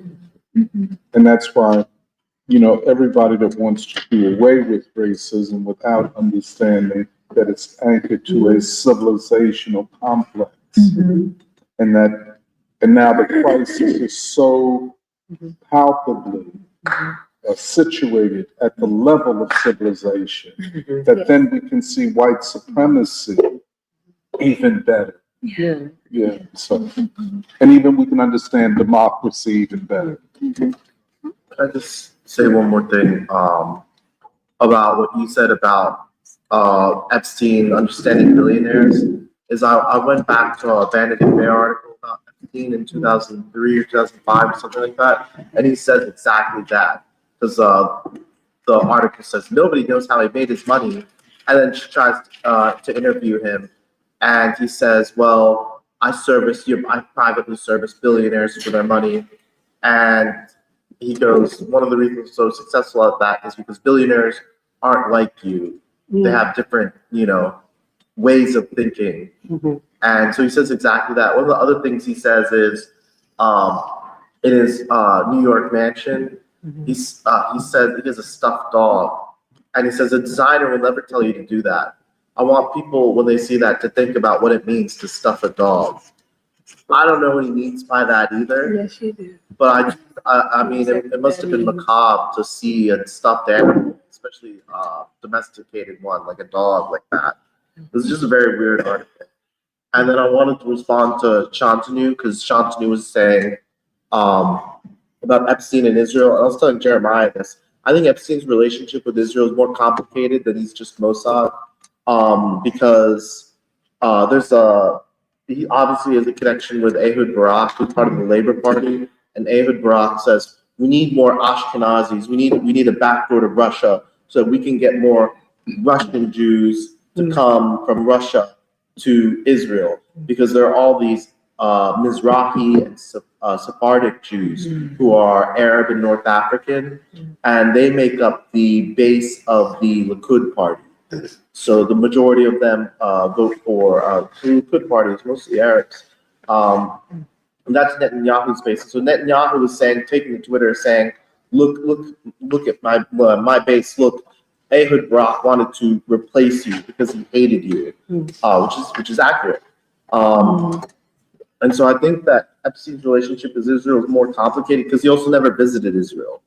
And he was afraid of visiting Israel because he was afraid of getting assassinated, I think, because his mentor, Robert Maxwell, is believed to have been assassinated by Israel because he wanted to extort them for money. Basically, he was an information broker for them, but he was not exactly in their good graces. And so he only went to Paris and New York and his island and his ranch, Camp Zorro, which is also not really spoken about in the media, and it was never investigated. But yeah, I wanted to say that about Epstein and Israel because it is complicated, and that Israel is not just one country or one people. Israel is a racial hierarchy. And what Epstein and Ehud Barak's relationship represented in the racial hierarchy was the white elite Ashkenazi Jews. I just mention a couple of things. One about Chomsky. I had a good friend. She's not alive anymore, but she was just a great fan of Noam Chomsky. And she would be reliable in terms of the kinds of demonstrations and actions that, quote unquote, progressive folks, were trying to do. This is back in behavior. Her kids, how can I put it? In a funny kind of way, ideologically evolved. In terms of progressive issues, she was in the right place, if you know what I mean. Her kids, it seems to me, betrayed the fact that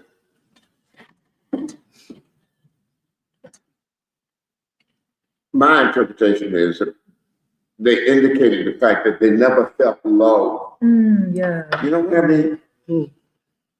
If you're talking about checking the box on this issue, that issue, so find that. But you just had the sense to this day about it, that her kids suffer because they didn't understand that they were loved. My gut tells me, and I feel badly for her because she, she was reliable, she was a big fan of Trump. My gut tells me that what's the matter with white civilization, Americans, is the lack of love. Right. If that doesn't play a part in it, then we don't have the ability to recognize the humanity of women and children and black folks and whoever the heck else it is. If we don't have something about love in our heads or in our hearts, we argue. And we can't facilitate human stuff. And I think the point that you were making, Tony, about how in the world do we talk to and listen to folks who are considered the least of the black, blah, blah, blah, blah, blah, blah. If we don't have that element going for us, it's testimony to the fact that there isn't love at work. Because love recognizes the humanity across the board. I just said one more thing about Western civilization, white civilization, or whatever.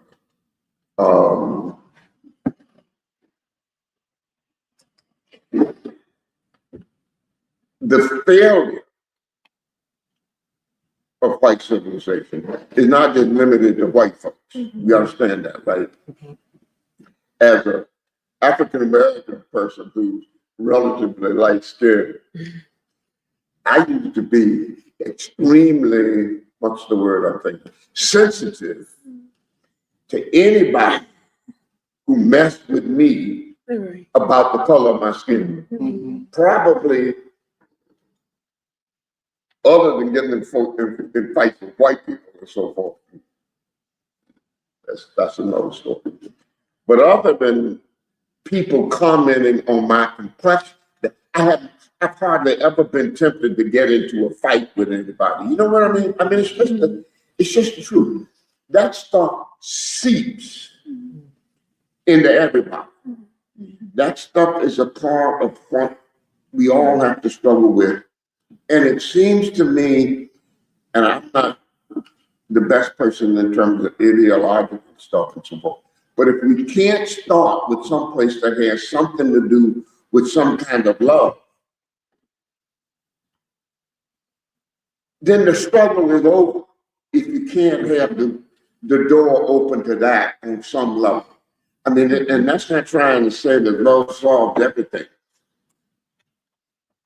But if there isn't something that opens our awareness to something about the humanity of all folks, then it's over to start with. And that's the problem I think that we've had, across the board in this country. And it's just sad to think that somebody who's looked up to the way Chomsky has been looked up to by so many gets caught in the same damn mess. I mean, I guess I've said it all. I got to apologize, by the way. I walked out of the house rushing up. I let my damn hearing aids. I didn't put them in. So I haven't understood the whole portion of what we were talking about. I'm going to get I don't know what the heck you call it. I'm going to get some kind of chip implant. No. Walk out the door, get the damn for my apologies. But I want to probe a little bit about the response of the American people that would suggest a change in them, given the history of this country and Western civilization. I'll say what as it's been presented to me, man, Western civilization makes the special claim, and when Western, the undertone really means white, of having a moral superiority, even above, in the world, dark peoples of the world that, justify all that they have done in history, making interventions on behalf of the dark peoples because they were incapable of governing themselves and were like more cruel and savage. I've heard from like many Christians even, they're like, it was bad that the Catholics came in there and, killed a lot of Mexicans, but they were doing terrible things to each other, and we brought them Jesus, and now their souls have been saved because they know God, and they didn't have this chance before. This is like a very like serious argument that I've heard, and in our lives they have like continued to make wars and do terrible deeds to the dark peoples of the world, and you know. It's ironic, you know, on the eve of the 250th of this like country, we did have a morally deprived ruling elite that doesn't exist anymore. Precisely, we call the planter class that did make a living in breeding human beings, selling human beings into slavery, raping women, and selling their own children into slavery, and that way of seeing a human being, I don't believe can be compartmentalized as much as white people and that elite have tried to do based on the color of your skin. And this was a ruling elite that was widely accepted, highly respected, admired, and strongly identified with the broad the population at that time period, idealized in the North and the South.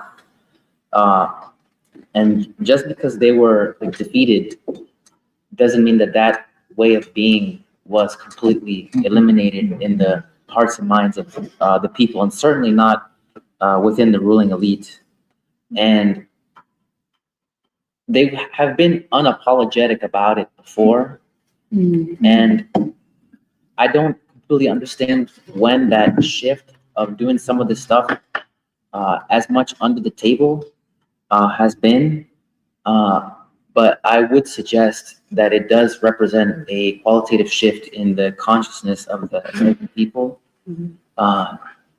which I don't want to exclusively link it to the declining condition of white people who cannot as strongly identify with the ruling elite because the ruling elite don't take care of them as much, although it is part of it. I mean, for example, you know, I remember when I was in school, I learned about the death of Gaddafi, for example, and the United States coming into Yemen and overthrowing him, and it was something that was like really well televised, and without an exaggeration, it was a killing and a rape of Gaddafi for the world to see. They put something in his.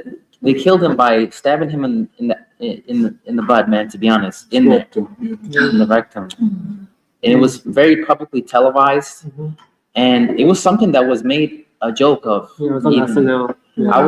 I remember on like Comedy Central, they were talking about, you know, getting Gaddafi, and then all of a sudden in school, you know, you had people wearing their backpacks low and, you know, clenching a little bit because people were gonna like poke you in the butthole because they have made such a joke about it, which in my childhood would be some of that sexual depravity that would be acceptable to the black man and to be celebrated.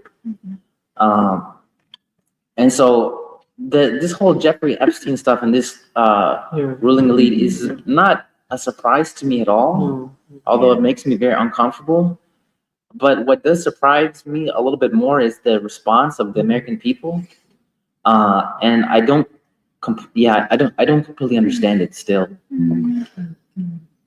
Well, there's something that I mean, I will just say, and I haven't wanted to talk on this, but like unveiling all these layers of Epstein, just also like thinking about the age of these young girls and kind of remembering what I was like at that age and how much like, you know, how I still like feel like there's so much of this weight that has been put on not just like women, especially young children. And it also explains, as you were saying, like so much of why American society is so depraved and does not protect its children and young girls from, you know, all of these forces, whether you're directly involved, but also even, you know, what we've always been talking about in terms of pop culture, and also even when we talk about even the sexualization of young children, it's also especially young Black girls too. All of this, I feel like, just kind of makes, you know, puts a lot of things in perspective. And that's like how I, you know, describe like, you know, learning and figuring out like as the files have been released, like it was a very dark day for me. I don't feel like I could really, I like took a few, like I needed a few hours to really like resettle myself because I was so disturbed. And I don't think I've actually fully, like been able to wrap my head around it. But it also reminds me of like, in this conversation about the like very psychosexual nature of white supremacy. And then also the way in which, we were like, from Baldwin, but also this indictment of just like Western civilization and like, a couple of us, we were visiting various like exhibitions of art from like various museums, and the fact that like, especially what's on display in like, of like Western art reveals a certain kind of like fixation on sex and like the way in which it's just like it's justified. And like in some ways I'm trying to wrap my head around all of this because I feel like we were also talking not long ago about Emmett Till and Natasha McKenna and the very, not just like, violent, but very, sexually like punishing nature of violence towards like a young Black child really, and then a young woman. And so I feel like all of this is, I feel like it shows that where we've been actually trying to make sense of actually putting forward the moral question, and then the fact that like the American people, and especially even white people increasingly desire and like want to know like what it is that they can actually look towards in terms of actually a new kind of civilization that actually basically that people are really, that all, like as you were saying, all these paranoia, all these fears of like a cabal, a world cabal, a Jewish cabal that surrounds the world and manipulates money, but also manipulates world events, makes money off of world events, makes money off of like atrocities, makes money off of like the destruction of a country like Libya, but actually also made a lot of money off of that too. And like the Clintons are involved in this, but so is obviously like so many different layers as well. Like it makes it that I think I have the same question on my mind, like how are the American people reacting to this? I think there's a very deep like reckoning and deep disturbance in like that so many of these things that we have like speculated as like, oh, maybe when we think about this like global cabal, it's maybe more metaphorical, diffuse. Can we ever know what those shadowy hands are? Actually, it's all very real. It's all not very diffuse. It's actually very concrete. And we actually knew who they were all along. They're in the public eye, and actually all of this coming out. I know that I was listening to this one podcast that was comparing the British response, like British civil society's response to this, where in which like they're so upset that I guess this Lord Mandelson, who was once the U.S. ambassador, like the UK ambassador to the U.S., was plotting with Epstein to make money off of the 2008 like financial crisis, and then like was plotting actually against the interests of Great Britain, and like they want to strip him this title, they want to like criminalize him, put him in prison, and then also all this about the royal family. And in some ways, the British response seems to be really concentrated, like we need to put all of these people in prison, we need to like, but then actually that the American response has actually been, you could say it's more muted, but I actually think it's actually that it hits at a deeper core.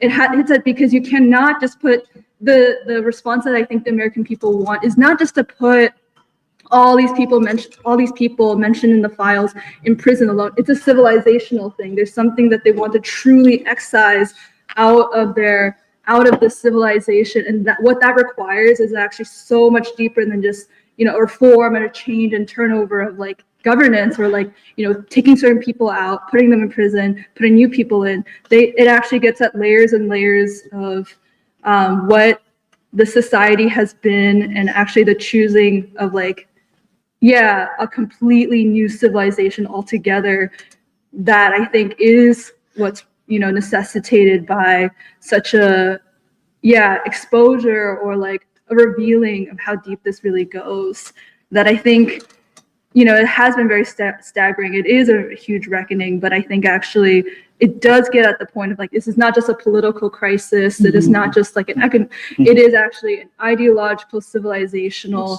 and moral question. Yeah, actually, before I know we have to go to comments, actually hearing you talk, it reminded me of something I really liked that Nuri was saying, where I actually think the response, there is it's not well documented unless like you really do it like Twitter deep dive, but there is a response from the American people that I think the new quality to it, it's not totally new, but I think you're seeing it crystallize in a specific way, is like actually what Nuri, you were pointing out, which is it feels like from a broad swath of the American people, there's a real demand for a moral criteria. Right. And in other words, you could argue like it's a demand, you're seeing the beginnings of a demand for a civilizational criteria, one that is empty in white civilization. And an example would be like, do you guys remember it's because Jahan reminded me of this guy. Remember the January 6th shaman? Shaman, like the guy, the what? QAnon. Yeah, the QAnon shaman who like wore the little Viking helmet, and he was pardoned by Trump along with like some of the other January 6th people, but he was interviewed recently publicly saying that he was like, even though Trump pardoned him, he has taken a stand against Trump. And when they asked why, he was like, oh, 2 reasons. One is Israel, because of Trump not taking a stand against Israel. And then the second was the Epstein files. And in a lot of ways, the QAnon shaman is like representative of a certain like dissatisfaction. I don't know. It's a qualitative difference where here you have people who are maybe not don't know the way out yet, but there's at least being put on the table a demand for more moral consistency, a demand for a moral criteria rather than moral hypocrisy, the way Baldwin always talks about. There's always this moral hypocrisy in white civilization. Or even like another example would be Marjorie Taylor Greene. Or like I'll never forget when Candace Owens and Tucker Carlson had their interview like last year. Like it was interesting the way that they both talked about the Epstein files, where they said, why is Trump it's suspicious that he's not releasing the Trump Epstein files. And what it shows is they said this thing where they were like, isn't the one thing that was supposed to make us human or to make us civilized is a concern for children. And the fact that it's being raised on that level, I think is a qualitative new moment in history for the American people. Yes, I just wanted to say that from what you were saying. I'm gonna read comments because we have a lot of them, and then maybe we can transition to the second part. Todd, M Spark, Bombalai, many. I think we have a lot of new commenters today, but a lot of people say good morning. M Sparks likes your hat. Doc. Julius Caesar says, I can't understand how the CIA and FBI didn't know what was going on and didn't shut it down. And Johnny says the FBI and CIA are in on it. And then, let's see. Yeah. Julius Caesar said, would ICE deport Russian girls on Epstein Island? Of course not. The billionaires would get upset. And then people were having a discussion about AI resources being used against the people. Raphael Suleiman said, good morning. Dexter Jackson said, Trump throws out shocking things so we don't notice what his other hand is doing. Yeah. And then someone with the YouTube handle, this may be of interest, quoted from the Bhagavad Gita saying, when the leaders celebrate indecency and extreme selfishness and decadence become popular, I reappear to reset the balance. Known by many names, I return to redeem the world. Bambala said, Elon Musk is an abomination. It seems like he wants to control all information technology. He just started up Starlink in Senegal. And then Megna said, the question of Noam Chomsky settles the question of whether the left is a fundamental part of white civilization, with a resounding yes. It's incredible that Chomsky and Epstein gossiped about whether Venezuela was true socialism. And then Alexander said that they're sending love and positivity from Australia. Bombalai is shocked by Chomsky's comments on King, saying King had a fantastic voice and that it was very condescending of Chomsky to say that. Jerome says, true that on Angela Davis, stop. M. Sparks was very disappointed in Norman Finkelstein because he used the N-word twice when he was interviewed by Breonna Joy Gray, and he found that very offensive. Someone named Heidi by he says, I can't remember exactly the details, but a woman studies instructor I had around 2006 to 2008 was very critical of Chomsky, whereas my psychology professor had gushed about him. I think the course was called Feminist Theory, actually. And then Magna says, revolutionary intellectuals talk to the people to learn because the people are brilliant, not to elite intellectuals. The fact that Chomsky associated smartness with the elite says so much about him. Someone named Jennison is talking about Chomsky's theory of generative grammar and thinks that, yes, the elite are a small club. It seems like they're interested in anarchism. Bombelay says it's still incest what Woody Allen did with his adopted daughter, which is true. And all citizens should be required to read and understand the history of the USA from the year 1600. The history we had in school was deformed into BS. Jennison says, it's a great point, circling back to what all of this means, which is a failure of governance. Bombelay says, yes, the government has proven to be incompetent. David Ball notes that Chomsky was invited to be interviewed on Fox News, and he accepted that interview and then bragged about it. Someone named Do Not Look, JB, says, Curtis Yarvin is definitely not an intellectual. Jennison says, the political is always implicated by the moral or the ethical. And the elite are deeply psychopathic. They overestimate their own abilities. Of course, they think the masses are lesser. They're so painfully stupid, but the elite are wired for depravity. That is the highest value of traits for them. David Ball says, you know what a thing is by what it isn't. Who did you never see Chomsky ever associating with? And I think the subtext is Black people. BK says all of this is good points. People are saying this is an excellent discussion. Thank you. Bombelay says Trump is the perfect personification of the end of an empire. And then Dan Feldman said, I would request avoidance of overgeneralizing statements like, quote, why do white people have to lie all the time? Saying adding many or most as a qualifier would be more accurate because class plays a huge role here. And then said, the engine of civilization since enclosure accelerated the flywheel of global capital, and all that was built on lies. Most, regardless of color, who have sought power in this civilization have accepted the lie. And then Heidi Baihi responded to Dan saying, Dan, I'm a quote low-class white person, and you can't tell me white supremacy doesn't exist. White supremacy doesn't exist from the top all the way down to the lowest trailer park. Even the brokest of us are taught to think that we're special, and they lie about that sense of entitlement constantly. Jupiter Hammond says, this revelation has ruined Chomsky's reputation and legacy as the quintessential public intellectual of the 20th century. The relationship between Epstein and Chomsky began around 2008 when Chomsky was 80 years old. And then the intellectual charmer Epstein was fresh off of his pedophile conviction and trying to salvage his image and reputation. Jonathan says, Israel is an ethno-nationalist apartheid state. No. And yes, the ruling elite have no love, only fears and isolated self-involvement. So much of them. And then, oh, sorry, I didn't finish. And then Jupiter Hammond said, where was Chomsky's MIT team to prevent this relationship from starting or stop it once it was established? Or did Chomsky have too big of a cult following and institutional clout? Maybe his clout prevented people inside and outside his circle from challenging him and his decisions. Or perhaps Chomsky, as part of the elite, maintained these sorts of patron relationships with the fellow elite. And then Hot Channel said, no, MIT has a long relationship with Epstein. Epstein gave money to the departments at MIT. And then Jupiter Hammond said, maybe Chomsky's critiques of the system in works like Manufacturing Consent were really just a part of the state's controlled opposition.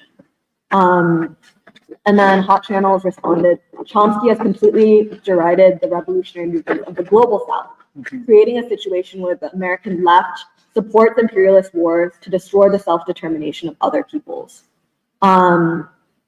Yes, people were very upset about Gaddafi. Jennison notes that Gaddafi also sent support to Irish Republicans. And Bombelay says NATO was involved in bombing Libya back a century. This was all about resource control. Then Hot Channel said the files were also fascinating in the admission that the elite's purpose is to promulgate misery for us. They want to destroy nations and peoples to partake in human and sexual trafficking and organ harvest. Sorry, there are a lot of comments. Jonathan says, political leadership really needs fiduciary duty, at least for a time of reckoning and transition to a paradigm to fall.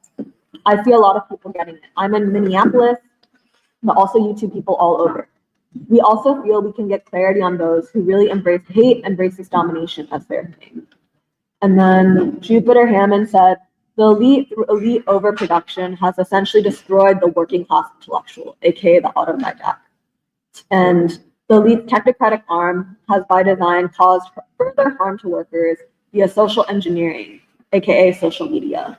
And then the last comment that I'm going to read is from Hot Channels, who said, many of the elites genuinely believe that Israel is the epoch of humanity. Let that sink in.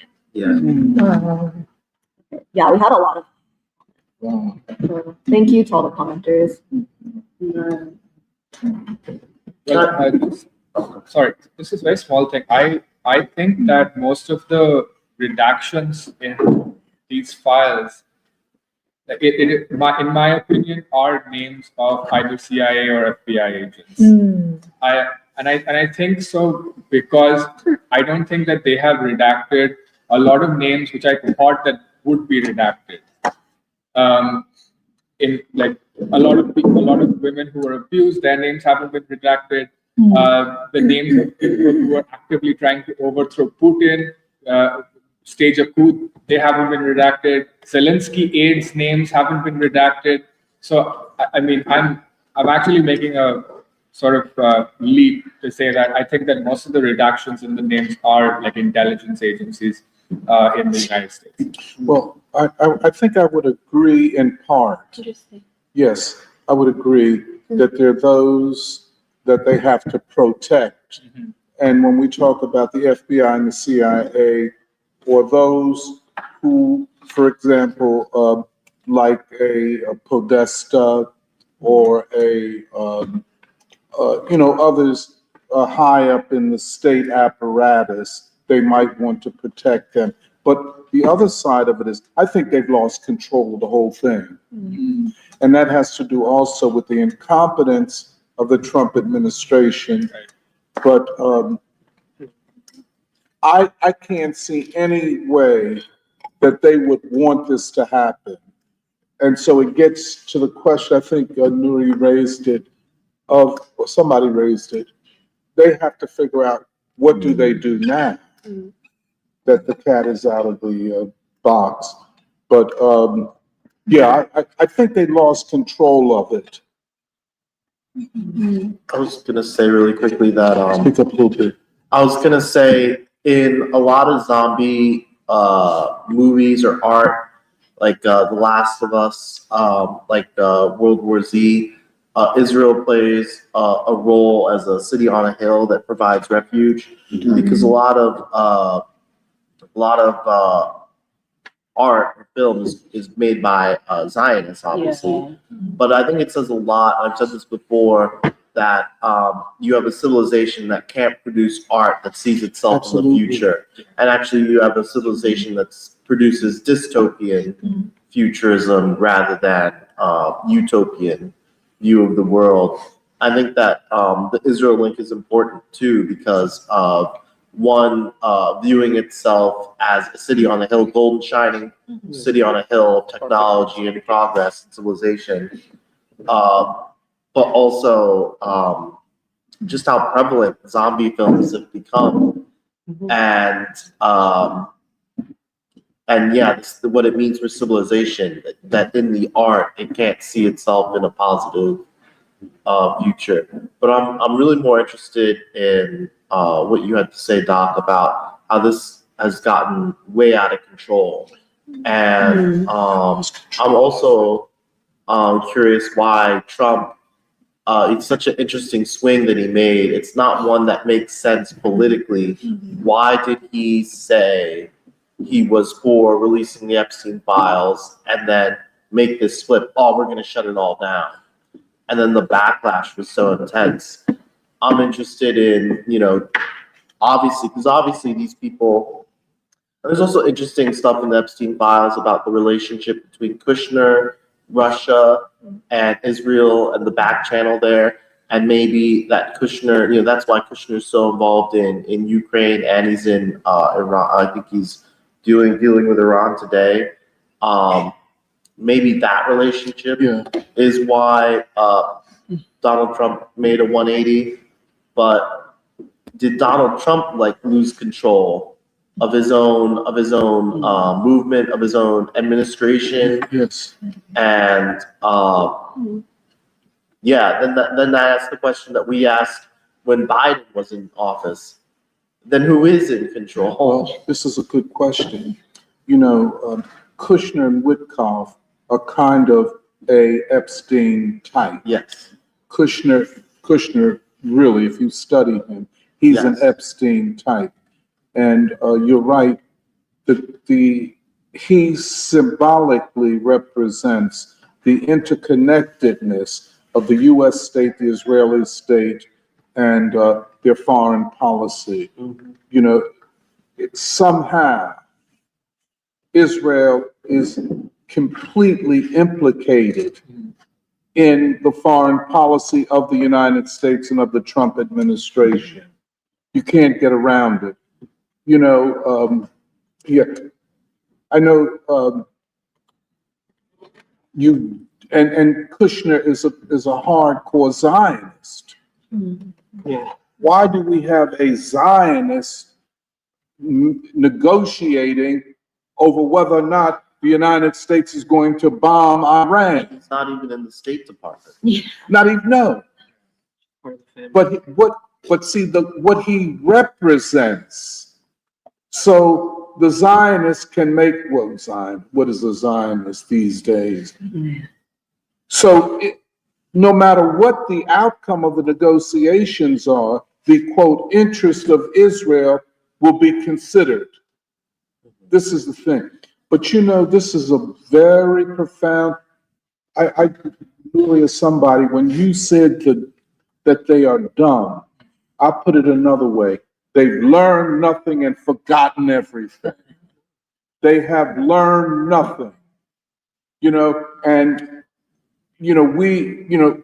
by the way, this is, I'll just say, I said, without this type of intellectual work that we do right here, without this, what do the people have?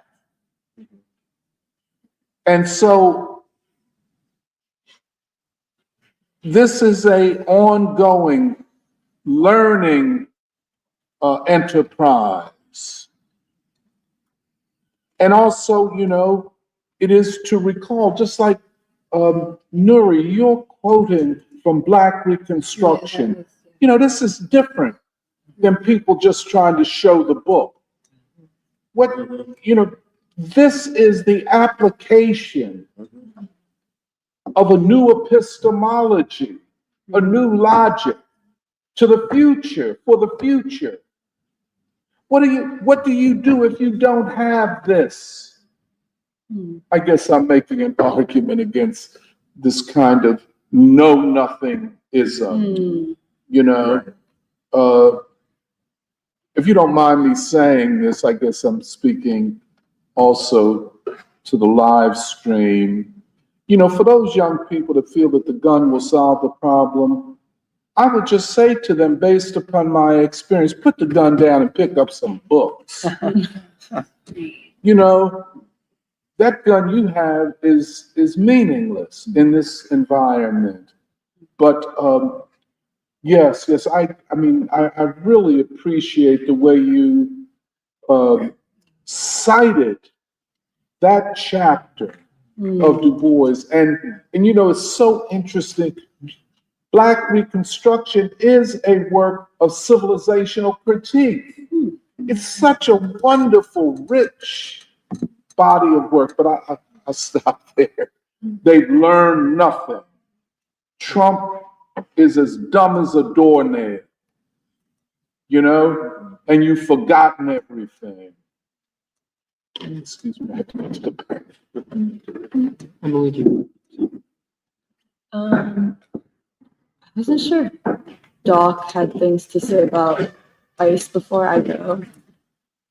Yeah, maybe we could do a few more comments before I go. Why? Okay, Dan Fountain says ontology is what fails first in late-stage systems. Living plural realities are flattened into abstract legibilities, so they can be governed or digested. And then asks, where does adaptive capacity remain most illegible and therefore most protected right now? And then, let's see. Then Dan Steely, who I don't think has commented before, says, the Christo-fascists complaining about the Zionists, glorious. And then, I don't know what this other comment is. They're just saying, I don't know what this was in response to. And then M. Sparks just says that Jared Kushner is one creepy cupcake. Well, one thing about the, I guess if we're taking time, one thing about, reminds me of Finkelstein, because Finkelstein is very, I don't know if others who've read him would agree with this, but he's very adamant, insisting that Israel represents Jewish supremacy and not white supremacy. And a lot of people try to draw that distinction between Jewish supremacism, aka Zionism, and white supremacy.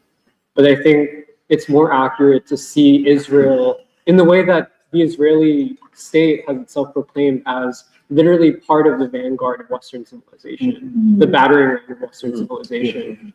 And that to the extent that there is an internal struggle between different sections of what are essentially the Western ruling elite, that's not a reflection of quote unquote Jewish supremacism being different from white supremacy, but in many ways, that's part of what one could call the tendency of white civilization in this time, which is to tend towards basically civil, quote unquote, civil war or conflict even between those elites, where it's basically like an inter-elite conflict between different sections of what are still basically a white supremacist ruling elite.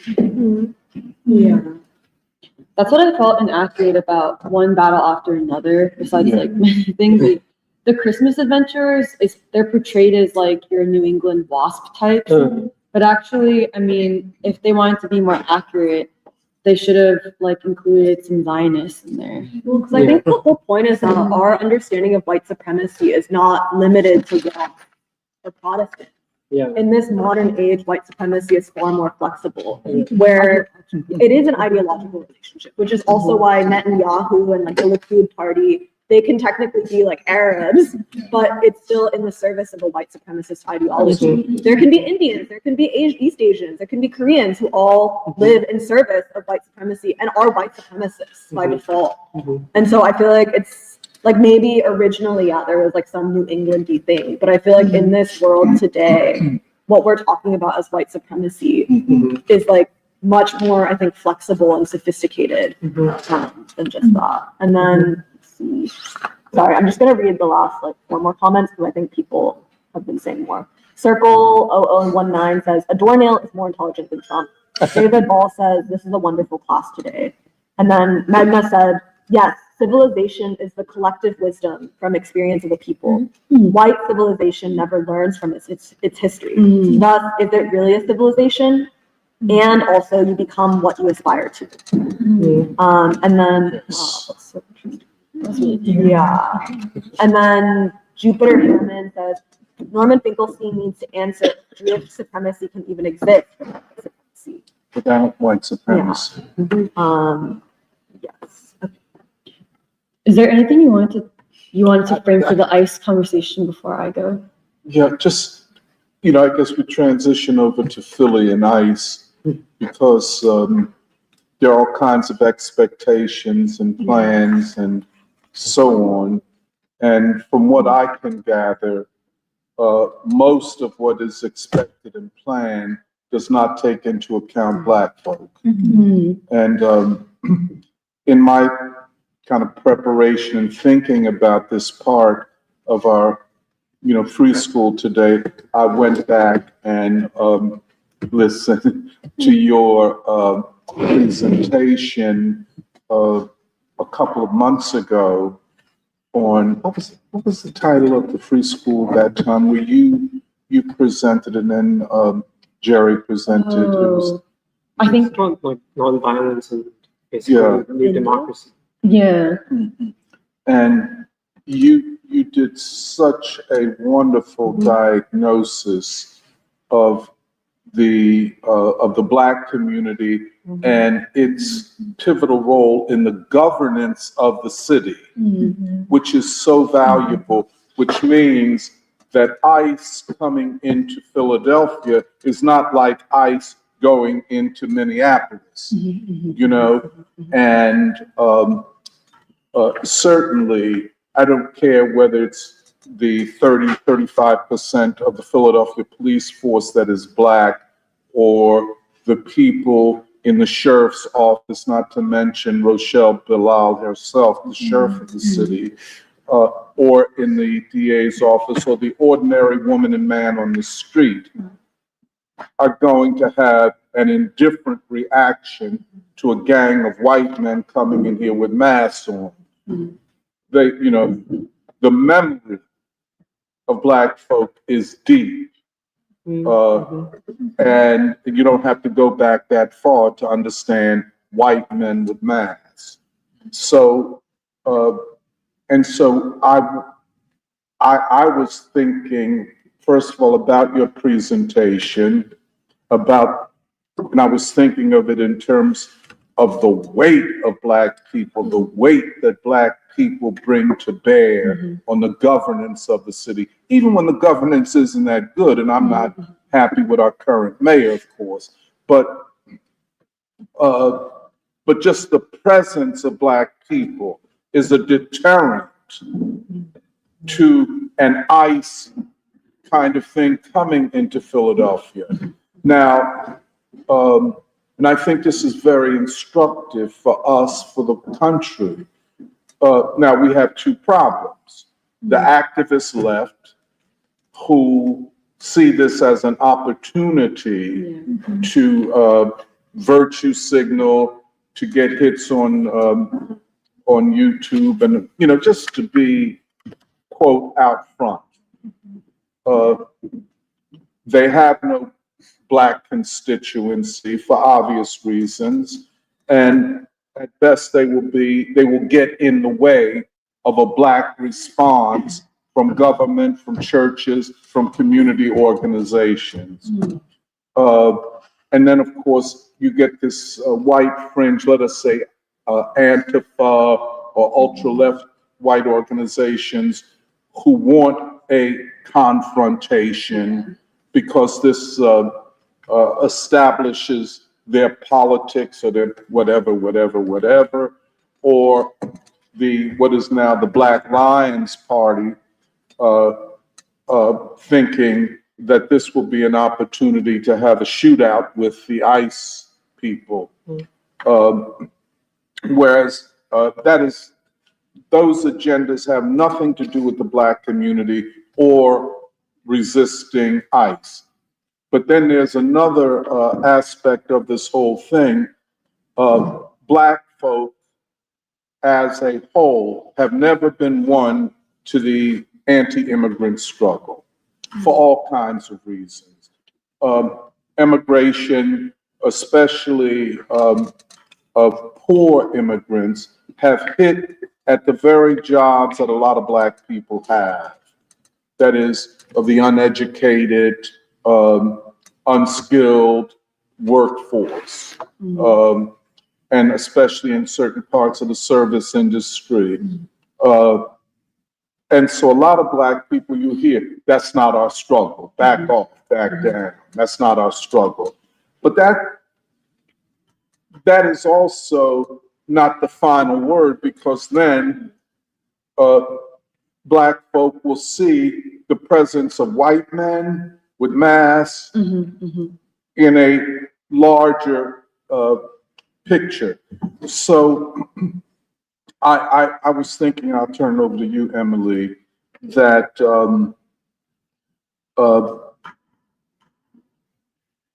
Black folk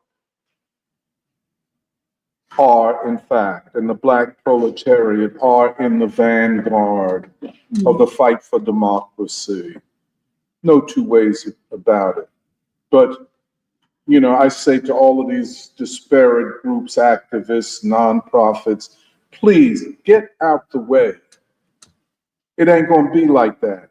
And I could never be prouder of an elected official in Philadelphia when Rochelle Bilal said that if ICE comes here and breaks the law, they will be arrested.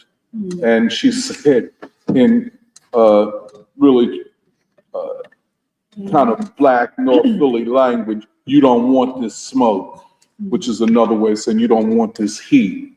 Now, how much power Rochelle Bilal has to arrest people, I don't know. But in unity with the DA and the DA's office, if ICE abuses citizens, they are going to go after them. I would say another thing, the mayor of the city, although I'm not satisfied with her governance, she's still a black person and a black woman. There's certain sensibilities. The chief of police of the city of Philadelphia is black, which makes a lot of difference. And again, 30 to 35% of the police in Philadelphia are black. Now, the point is that you have the weight of black civil society, then you have the weight of black governance, and then you have the weight of blacks in law enforcement. This is profound. And frankly, when we talked about black folk deciding as far back as the 1970s, certainly into the 1980s, that we are not leaving the city, we are going to fight for the city. And our fight for the city will be a fight to govern the city. You know what I'm saying? And in a lot of ways, that was accomplished, although the city is not governed well, and there are many reasons for that. But it is not the city of Frank Rizzo. Anything that is done in the city must take account of the black masses. Technically, they're supposed to be about 43%, but you never know what the real black population is. But it is the biggest single population in the city. But it's not just quantitative, it's qualitative. It is that level of consciousness. It is that they've learned a lot and forgotten nothing, so to speak. And so on and so forth. So if ICE comes up in here, and it's not a guarantee, some people say, well, they saw an ICE person out in West Philly, out, where and who, and so on and so forth. But this ain't Indianapolis. Frankly, this ain't even Chicago. I mean, I don't know how they took care of their business out there, but I think Philly is a little bit different, man. I think, and this question arose when me and Purva were talking on the phone and talking trash, and she said, what do you think of ICE coming to Philadelphia? I said, I don't think nothing of it, because they come up in here, they're gonna catch a bad break. Because you'll have a whole population already against them, and a population that is a part of governing the city, and so on and so forth. And that's the way I feel. Ain't no big thing, let them come and let them see the bad break they're gonna catch, you know what I'm saying? And you better not pull them pistols out on nobody, because you don't know what that's gonna lead to, but you know what I'm saying, that old thug thing, the white thug, and that's what ICE is. And I could say this in my last point. If you want to know black Philadelphia, they ain't afraid of them. Ain't no, ICE is in Philadelphia. Fuck ICE, you know what I'm saying? Come on. But anyway, I'll stop there. I'll turn it over to my worthy colleague, Emily Okay, Donald. well, I feel like you actually hit a lot of the points that I was gonna say, so I'll try to be quick because I know we're coming up on 2. But the main thing I wanted to build on what you said, Doc, is that how important it is that Philly is a Black city, Yes. and that the Black proletariat is the decisive force in Philadelphia. And you can't necessarily say the same for other northern cities anymore, even though in the past they would have been Black cities, which is why it's so important that Philly is still a Black city, and it's not just quantitative but qualitative. And why, for example, even in a city like Chicago, it's really important, the political forces, it's important to always be assessing the political forces. Like, even though Brandon Johnson is Black, a lot of people call him a Latino mayor. Or that's what I hear from people in Chicago. But I actually wanted to say, like, take a step back and also say that in thinking about ICE coming to Philly, it's also a discussion about the unfinished heightened struggle of the northern cities, especially in American history. And if you're gonna look at even the future of Philly, you have to remember that King was trying to bring the Black freedom struggle to the North. And he said that the Black freedom struggle, the second phase, which is perhaps the more difficult phase, would be the move to cities like Chicago or even cities like Philadelphia, that there's an unfinished battle there. And so some of this is, and this is also this is also the time period that you were coming up in, Doc, but where everyone was talking about the future of the northern cities is also determines the future of the country, if there is to be a fulfillment of democracy. Like King, even in one of his speeches in Chicago, he said the difference between race relations in the North and South is all the more severe since the Negro has increasingly become an urbanized Northerner. Whereas 2/3 of all Negro Americans lived in the 11 states of the old Confederacy 25 years ago, by 1960, more than 40% of the nation's colored citizens were Northern-based. And like what happened with ICE in Minneapolis is different than ICE in Philly, because Minneapolis, and like the reason why I'm trying to talk about this is because there is something important about knowing the historical constitution of the people in cities like Minneapolis and Philadelphia, because to know the future of the cities is also to know how, like you said, the Black masses will act, their consciousness and how they will act, because they represent a large and important qualitative political force engaged in a civilizational crisis, which is different than, let's say, like the conglomeration of white individuals in Minneapolis. One thing to know is Minneapolis is, like, people kind of know this, but I'll just give the facts. Minneapolis is mainly white, it's 60%. It's highly progressive. Like Minnesota is known as a state that doesn't have a Democratic Party. They have a Democratic Farm Laborer Party. So it's not even like your traditional Democratic Party. It has that progressive element of like the farmer, the laborer. It's where Gus Hall comes from. It's where like a lot of progressive whites in American history come from. Where Humphrey came from. And Minneapolis is also very, very young. The median age is 33 years old, which was surprising. Whereas Philadelphia is what Jimmy Boggs theorized as the Black man's land, the city as the Black man's land. And like that's why in Minneapolis, what you see, even though ICE was in Minneapolis on immigration, when you see the conflict that's happening in Minneapolis, it's white on white. And interestingly, actually, ICE, I looked into this, ICE is mainly Latino.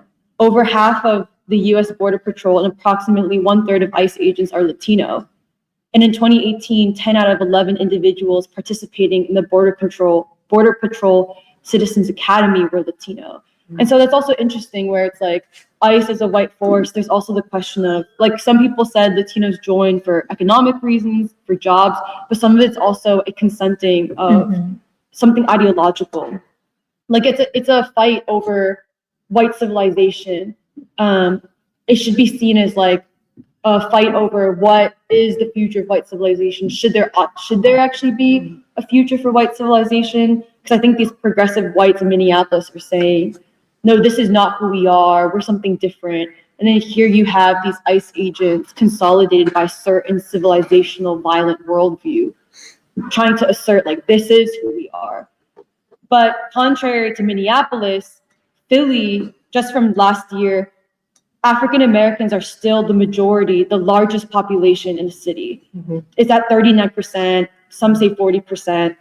While white residents who made up more than half the population in 1990 are down to 33%. Latinos in Philly now make up 16%, Asians at 8%, and then like other quote unquote other races are remaining 5%.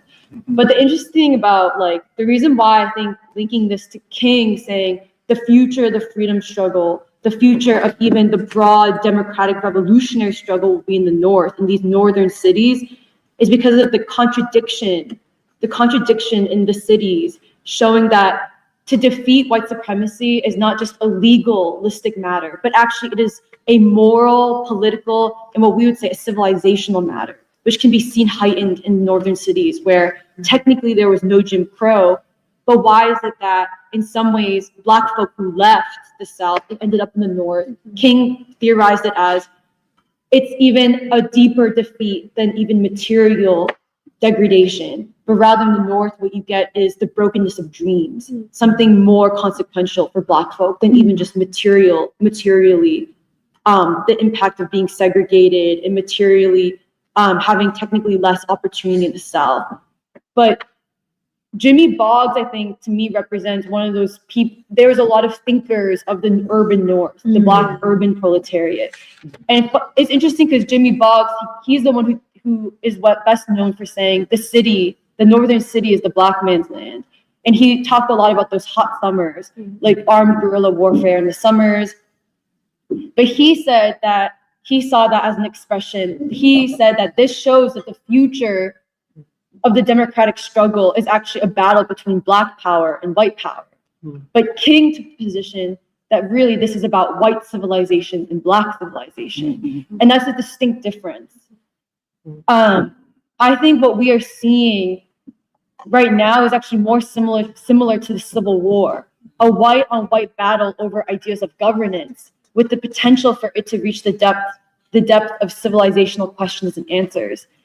And for even if ICE came to Philly and like what you're building on what you're saying, Doc, I do think overwhelmingly the Black proletariat, just like in the Civil War, waited until the demand for freedom, that the dimensions of freedom in the struggle are made clear. They will not just participate over short, limited ideas of governance, but rather will become involved when there is a clear demand for fundamental transformative change, for a demand in freedom.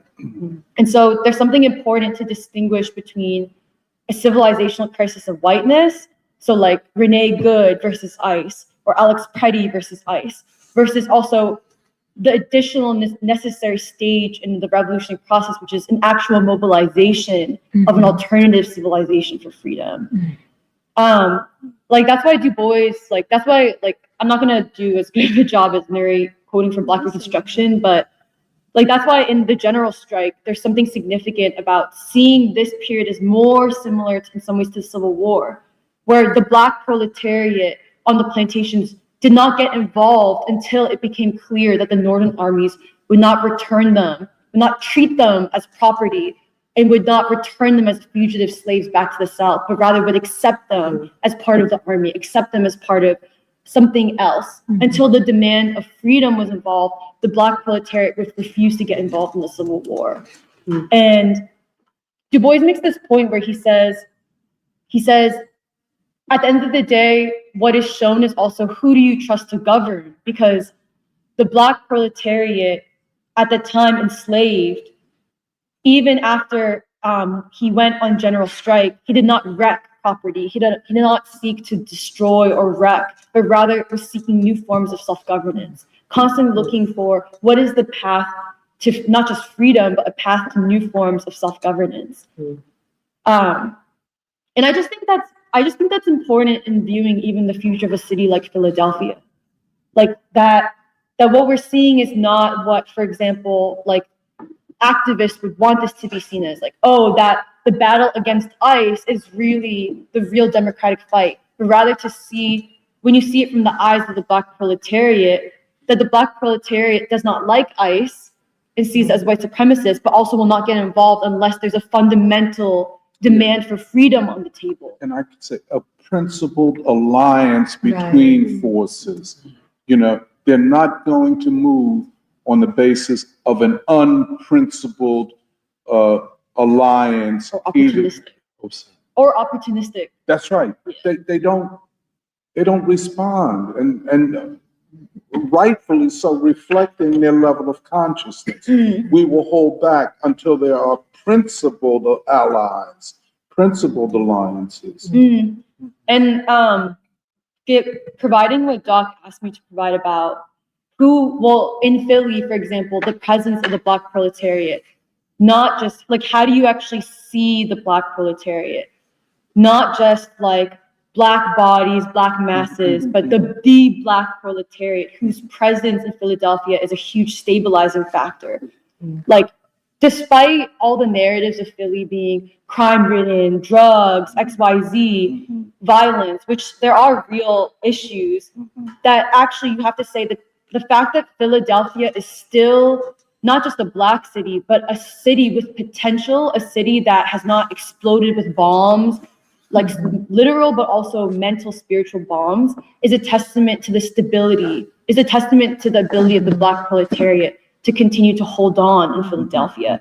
But I wanted to just say that you have to also see the Black proletariat, you need to see that they already are part of the existing governance structures.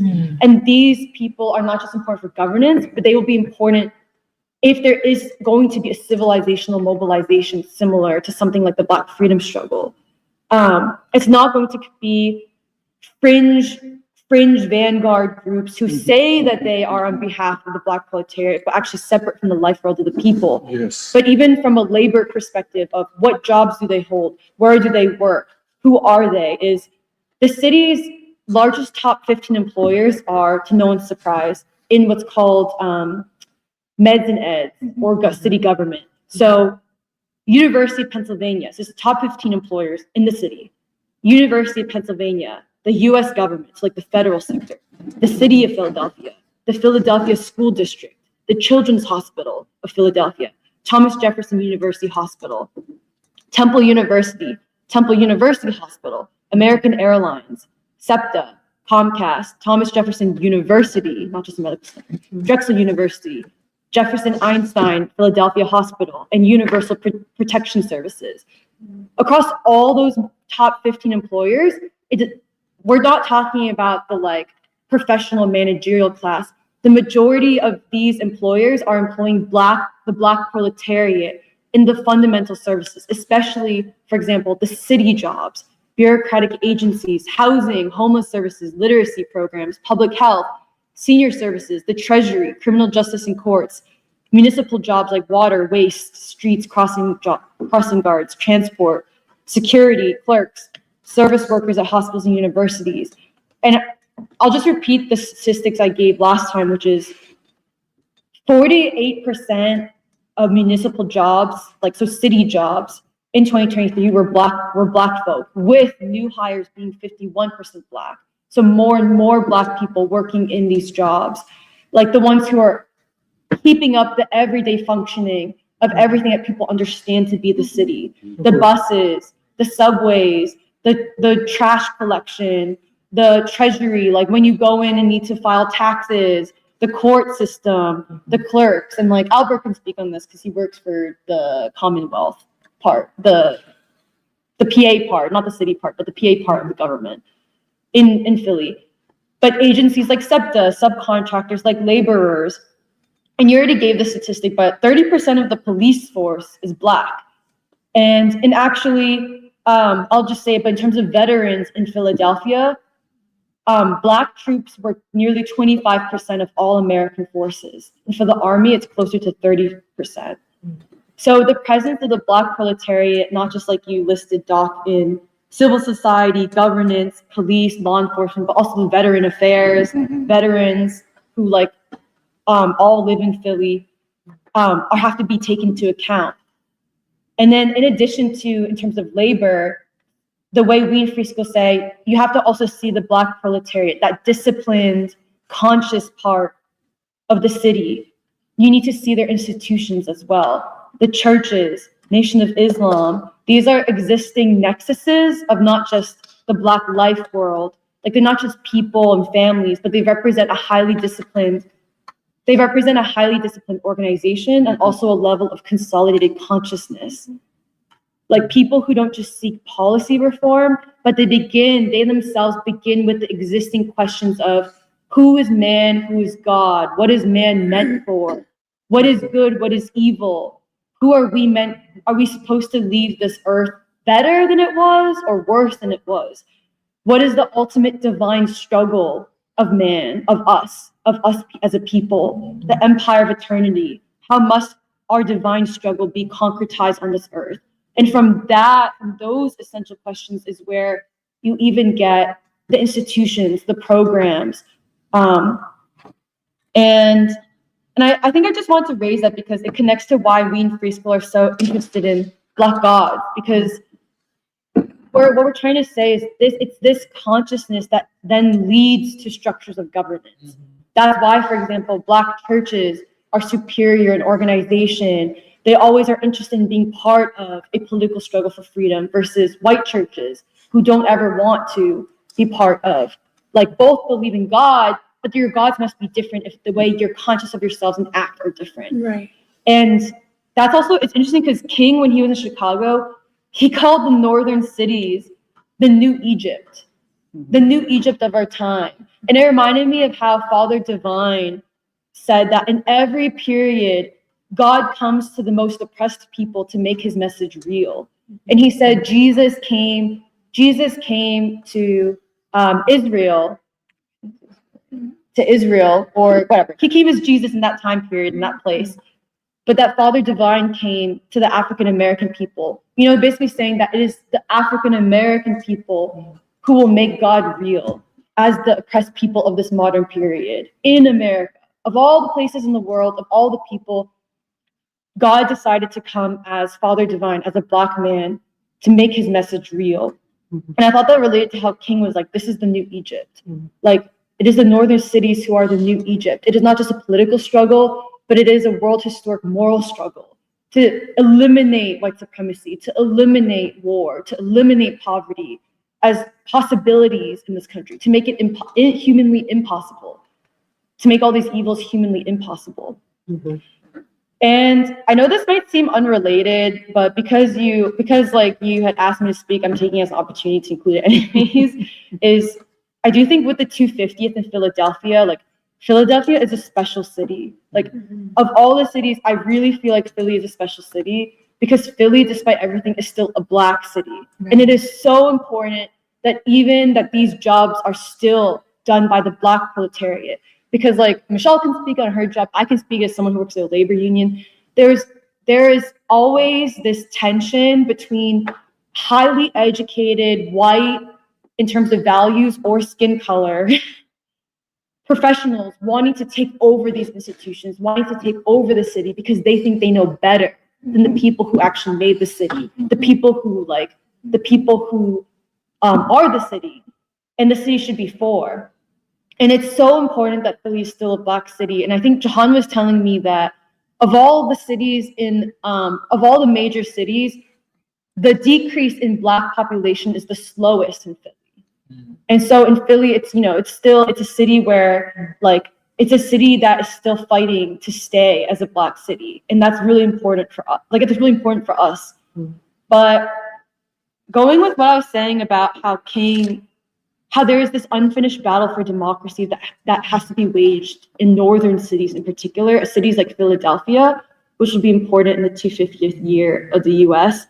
It's also why I think mayors like Harold Washington and Marion Barry are so important because they're part of that. They saw themselves as mayors as part of that unfinished democratic revolutionary battle to not just transform the nation, but to try to at least try in some ways to transform governance and maybe even seize the state.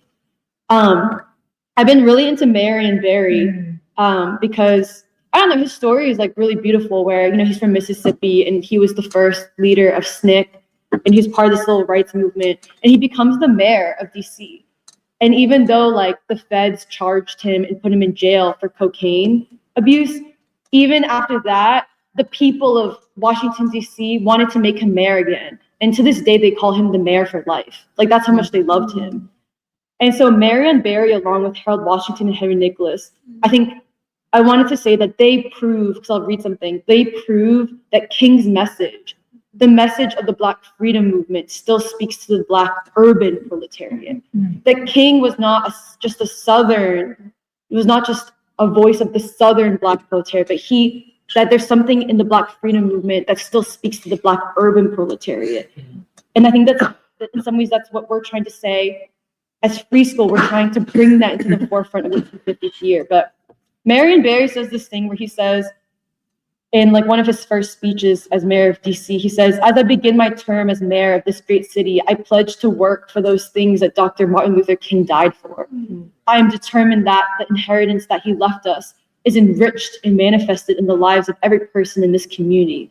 And I am determined that my administration will focus on the means of achieving the end that Dr. King talked and dreamed about and so diligently worked toward.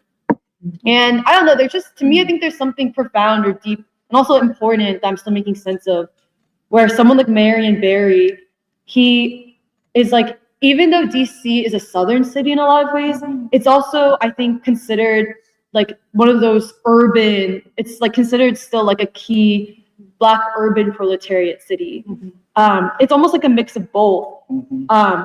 But Marion Barry is basically saying, he literally says in other parts of the speech that because of King, we as a people, like the American people, will never be the same. And it is my duty to build upon that piece of King that lives on in every constituent in the city to see what we can do to make the city a different kind of city. And like some of the policies Marion Barry does, like, which I think Harold Washington also does this, like, for example, changing changing the makeup of the police force, making it more Black. He has this, like, he would always say, like, I'm trying to pass policies that answer the question of, will this benefit the poorest Black youth? Like, in particular, the Black child, will it benefit the Black child? He's best known for the summer youth employment program, where it's known that 3-4 generations, like parents, kids, and their grandkids will all got their first job because of this program that Marion Barry passed. All this money put into this infrastructure, where like Jahan was telling me that like Dave Chappelle also said, like, I got my first job because of Marion Barry. And it's jobs like giving high school kids and a small clerk job in a high school, like, oh, they're gonna work over the summer in the high school's administration office. You'll be doing menial work, but what it does is it teaches you how to show up on time, what it means to have a job, like, and what it does to you psychologically. But yeah, Marion Barry also, like, this isn't new, but I think it's like because of his worldview, it's significant that he would require that city contracts be given to for the year, there has to be 30% of city contracts must be given to a Black company or a Black vendor. Curbing of liquor stores. And of course, Marion Barry, because of Marion Barry, the Million Man March happened in DC. And so, yeah, I think I just wanted to make the point about, I turned this thing of ICE in Philly and the concept that how important it is to assess what happens in the future, who will decide the future of these cities, especially Philly, is the Black proletariat. How do you see them? Where are they? They're already an essential part of really the city's governance, but no one sees them. No one wants to see the Black proletariat, even though it doesn't matter which office you go to, it's going to be manned by the Black proletariat who even knows the systems, who knows the knowledge, who knows how all this works. But I also wanted to just make a larger commentary about, like, you know, us in Free School are celebrating the 250th of the US in Philly a particular way. And I think it has to be seen as like inheriting King's mandate that the unfinished democratic revolutionary struggle is in the urban North. That there's something about the urban North that's significant. And that's also why people like Marion Barry are so significant, Harold Washington. So Yeah, I feel like I didn't really talk about the stuff you wanted me Yes, you to, did. but Talked about it the most profound way. that's kind of what I had to, that's what I wanted to add.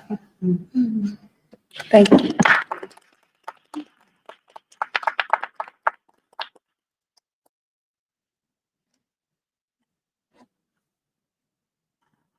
Yeah, and I'm sorry that I also kind of gave basically a speech before we had to end in 10 minutes, but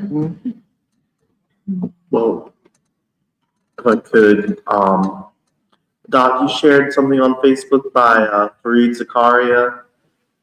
He did a sort of a 10-minute spiel, and he's a pretty intelligent man.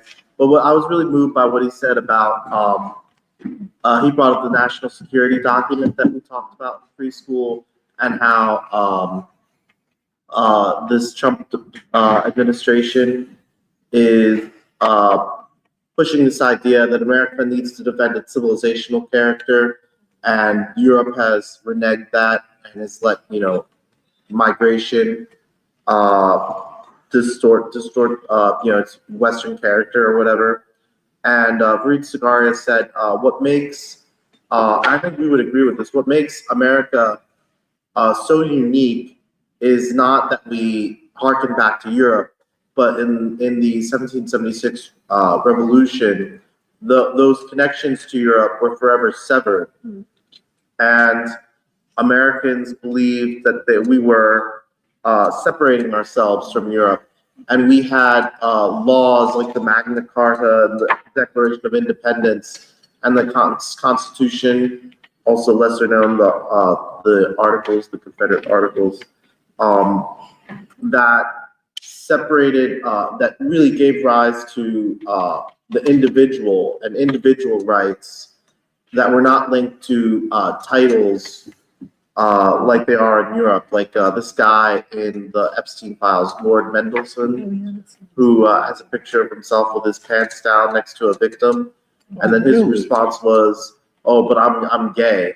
So, but this thing of lords, I'm always shocked to find out, in some modern countries they still have lords and inherited titles and inherited, but here in America we don't have any of that because of our separation from Europe.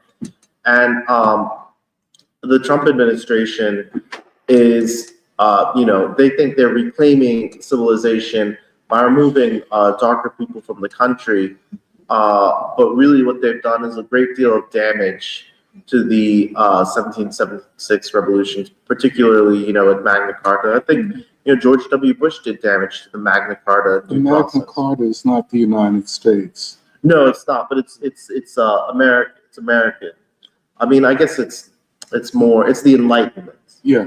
It's the Enlightenment. But I think what we would agree with Fareed Zakaria is this separation from American Europe and the revolution, of the American Revolution, being defined as we're not European, we're Americans, and this is a new world.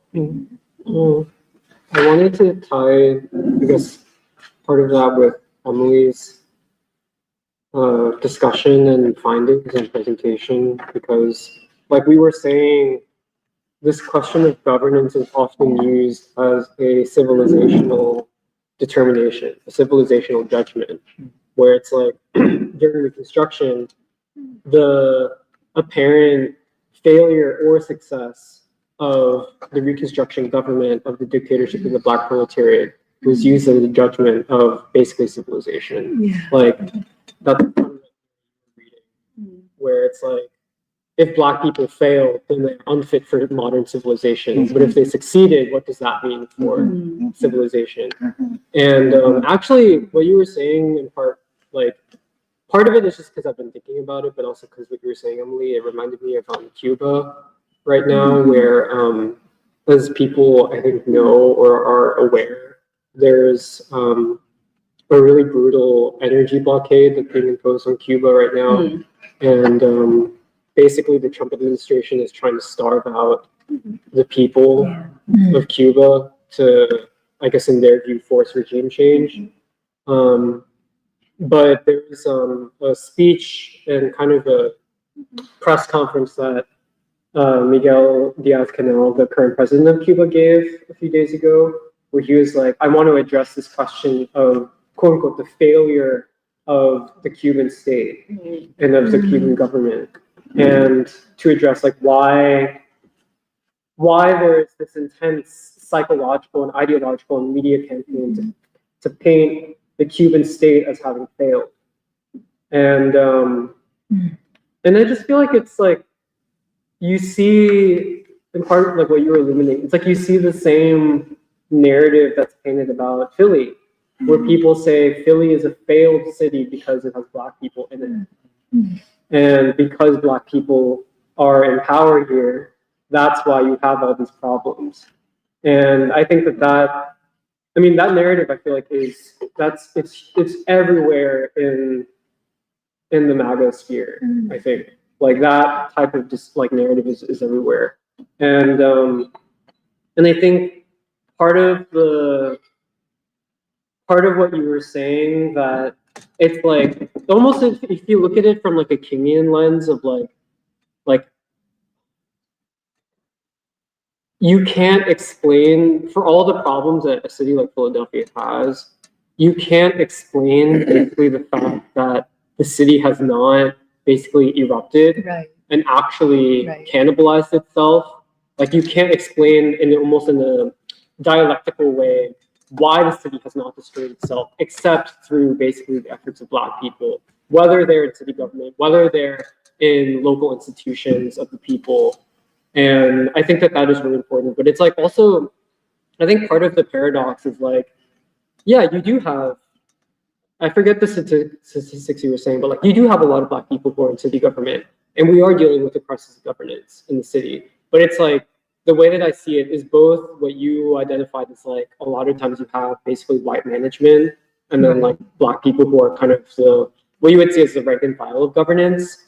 But it's also that like, I don't know, I even get this from like this is much more anecdotal, but like even conversations with like, yeah, like this Black, I think technically an African immigrant, but this guy who is part of the SEPTA administration and SEPTA, and is part of running the bus system, but it's like clearly recognizes that the city has failed and that SEPTA is poorly managed. But it's like having all of these people who are part of basically managing and running the city, who recognize that things are bad, but also have all of these ideas about how to make it better, but are also basically held back from being able to implement any of those ideas because of the existing system of governance. And like, I know even just that conversation where he was like, yeah, like in order to basically save the transit system, you have to do X, Y, Z, but we would never be able to do this because of basically the incentives, the way that the city is structured, the way that basically the funding system is structured and all that. But it's like, you have all these people who are basically part of running the city, who have all these ideas about how to make it better, but are basically the kind of natural genius of the people is not allowed to like flourish, I think, or actually allowed to like be practiced in like a new form of governance. But I don't know, I guess I'm trying to tie together a lot of things, but yeah, in part it's because it reminded me of like this whole thing with Cuba, and Cuba being held up in the Western media, especially as like this example of like a failed state, and therefore they are unfit for governing, and therefore the logic is that America should go in and change the government of Cuba because we have deemed them to be unfit for civilization and governance. I think also this thing of it could get worse, and it is a testament that people have not completely given up or turned completely nihilistic, I think is the thing, which is that like what you're describing is that people know that things are not what they could be or what they should be. And I think people go through a lot every day, even just trying to, like make it on SEPTA, take the subway, get to work on time, get home. And yet I feel like there is this resilience and persistence in actually hanging on, instead of, I think, like in some ways, like what the nihilistic white attitude would be like, oh, I'm gonna burn it all down, like I don't care anymore, like this is so bad. But I think everybody has been describing, I think, is the watching and waiting and the hanging on and being on the lookout and still thinking about the ways that it could be better. But yeah, I just think that there's so much more, like, there could be like a lot of justification, I think, to be very cynical or to be completely pessimistic or to say that the city will never fix it, like it can never get better, we should just throw in the towel. But instead, I feel like even this thing of like, oh, for the children, like thinking and basically like hanging on to this like center of I know what is right, like I know what is morally right, and I'm gonna hang on to that. But I think that in a lot of ways, like and I think that is also like the ideological strength, I think, of the Black proletariat, which is that I feel like the white working class, or in some ways like also the manipulation of the ruling class, is to try to like proliferate an ideology of like, it's so bad, everything's falling apart, like this is the apocalypse now, like we should only think about dystopia. And I think that's also what leads to kind of both a ruling elite and then also in some ways like with MAGA, I think the fear is that society will turn into just complete chaos, that there will be so much instability that things will become like very, very, very bad. And I think what Philadelphia is basically a testament to is that, yes, things are very bad. And yet I think hanging on to like decency, some stability through like, I think the many challenges that are very real. And yeah, and I think that that's also like, that comes from like a historically constituted consciousness. And I also do see like the similarities to Cuba, where in that interview, he's basically saying like, we can't be pessimistic. Like we have to actually think about what we've been fighting for all these years, like stay steady. We will make it through because we've made it through many things. And I think even actually like in that press conference thing, like the president talks a lot about the youth and the future being the youth. And I don't know, I think basically this thing is like the youth as the essential character or the defining element of a society. And that we have to, like, they also, like in governance, you have to pay special attention to the youth and cultivate it. Can I just add, so just regarding like Cuba, just that like, when you look at polling of approval of the US action to kidnap Maduro, white and Latinos are basically split 50-50 about whether it was justified or not. The only group that has an overwhelming disapproval of the US action in Venezuela are Black people, where it's like 70-30, basically. And probably it's also similar for younger people as well, but I think it's like, it illuminates one of those tensions of this time, which is that for all that the actions of ICE in cities like Minneapolis are reprehensible, like everyone kind of recognizes that this is essentially like the American empire turning inward on itself. Like, and there's lots of different ways of analyzing it, but it's like, if you even acknowledge that it is true that the Trump people have an animus towards Latinos, like that's pretty undeniable. Like, I think that that's a objective fact, but it's like, if you're not able to see that as part of basically their wider attempt to basically retrench and reclaim quote unquote, the Western hemisphere, the American hemisphere, and all of that is directed essentially against, like the revolutionary states and countries in Latin America, Venezuela, but especially right now, Cuba. But it's like, then you have this contradiction of all of these Latinos who've come to the United States from places like Venezuela, and especially from places like Cuba, who have become the greatest cheerleaders and proponents for the US, like basically US militarism against Latin America. And in that struggle, like we've said before, like many times, the strategic group is basically Black people who basically on every question of war and peace are always on the side of peace, whether it's in Latin America or in Asia or elsewhere or in Africa.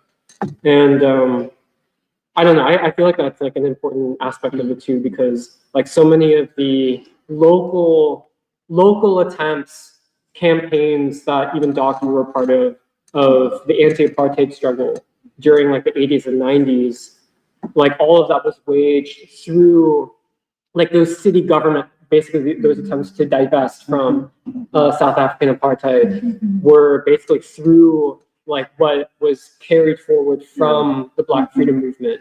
I don't know if you would agree with that. I would agree with it. Yeah. It's the constant. Yeah. It's always the constant. The Black proletariat is a constancy. The question is, white people always have this attitude, too many of them, I won't say, that will retreat into our whiteness. They do not have that constant consistency. And so that's, that's why I agree so much the way you put it, Marion Barry and Harold Washington. This is huge, huge, huge. And that's what makes ICE coming to Philadelphia so much more difficult.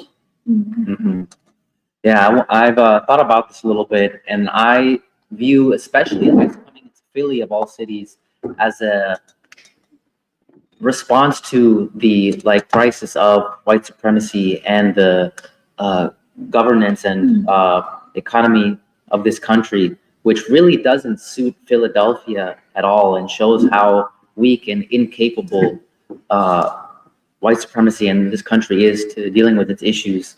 A lot of it is, an externality. For example, at least with the Latino immigrants, and it is true that the Latino immigrants are brought in to work those low-paying jobs. People, whole families will come, and will in a house of, if there's 3 bedrooms in a house, there'll be 3 families in there, because each family and their kids lives in the room. So the Latinos will work low-paid jobs for less, and if they're not cooperative, you can deport them. But that really doesn't explain completely the situation of Philly, because one, like you said, Philly's 16% Latino. Majority of that is actually Puerto Rican, and Puerto Ricans don't have the same issue with papers and illegal. They can come over here. And Puerto Ricans and Mexicans and Central Americans, they don't really get along too well. So the Puerto Ricans don't even care all that much, to be honest. The response, at least now with ICE coming in here when it's such a small portion of the population, it being like a violent display of force, I think the white man, especially being so bruised in his ego, feeling so low, needs to assert this strong, violent force, and in not being able to deal with the economic crisis, making this big show about doing something about the economy, as opposed to being able to put forward a moral force and a positive presence to deal with these issues. And then the response will be very interesting, because as I said, it's the Latino population is such a small proportion, and most of it is first generation that are here to work. Very little interaction, not really part of the social fabric. Most people just work and then send remittances. A few of those Latino families might go to church, and that's even then still primarily the women with their children, because the men are at work, or they have some interaction with the NGOs. And so I don't know what the response will be, but the response would not be some deep relationship with the quote unquote Latino community, because there barely is one, I would say, and they're really not ingrained with the population as a whole. And the looking toward the externality, as opposed to what this country and what the city has done in unable to provide for its people. I think a lot of the blame, if it's not put on Latinos in some cities and them coming in, it being shifted towards Black people as well. And I would say that you should be amazed with what Black people have done, in spite of what the city and has thrust it upon them. At least, for example, I've been studying with my peers deindustrialization, and I've been very amazed with the heroic achievements of somebody like Lucian Blackwell, Yeah. who, relatively uneducated. I don't think he graduated from high school. And at the time, for example, what work was, if you were a longshoreman, according to these accounts, it was like a day job. This kind of poverty that I'm used to seeing, like, for example, honestly, when I saw in India, to be honest, where you like show up and you hope that there's work for you that day, and if not, you just gotta walk home. And there'd be like crowds and crowds of people on from like Market to like Bainbridge on the east side of the city near the water, trying to get work. And then you get your four hour you work for like 4 hour time periods, and then once your 4 hours were done, they'd send you home because you were that disposable, or they'd give you another 4 hours. And with the leadership of Lucian Blackwell, that he was able to, first of all, make that organization, this self-organization, to be gangs, and say, hey, you're not going to treat me like that in an individual.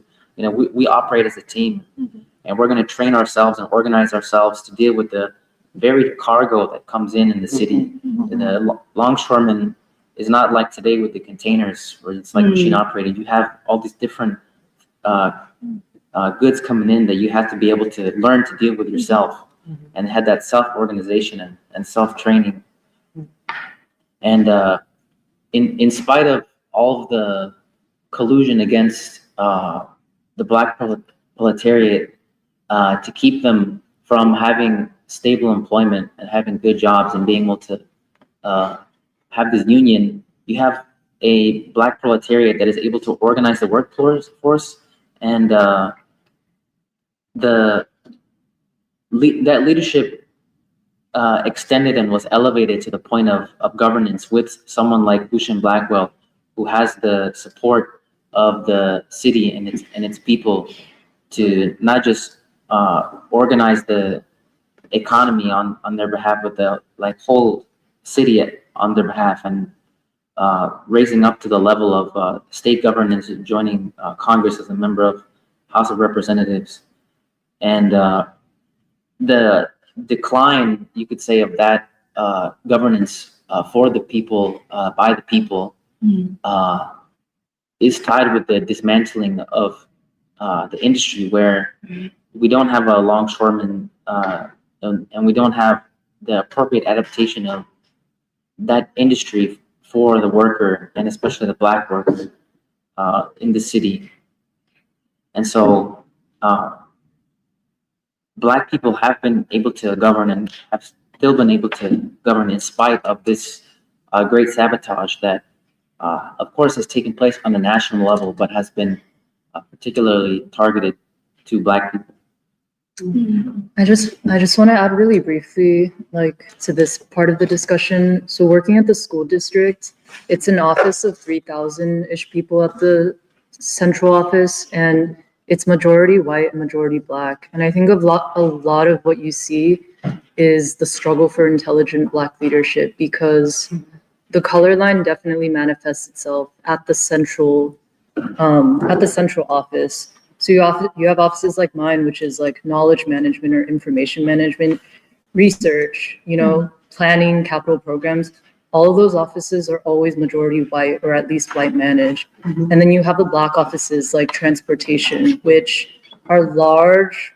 They're large offices, and in a lot of ways, they actually hold together what happens day to day to keep the school system functioning. But you always see that the black workers are relegated to the offices that deal with social services and are not involved in the democratic decision-making process of governance itself. And I know that we're past time, but I hope this is something we can keep discussing. But just from my own experience, but also our research, I asked myself a lot the question of, what does it mean that there's such broad suppression of the democratic governing capacity of black people that we see in the city? And at the same time, like what Emily and Nuri was describing, you still have all these Black people who actually are responding to the conditions of the city, who may be working for the city or not. But I think all of that is evidence of still a deep capacity for nonviolent struggle among the people that, when the ideological and political conditions open up, I think will remanifest itself again. There is one more thing I wanted to say, but it's slipping my mind.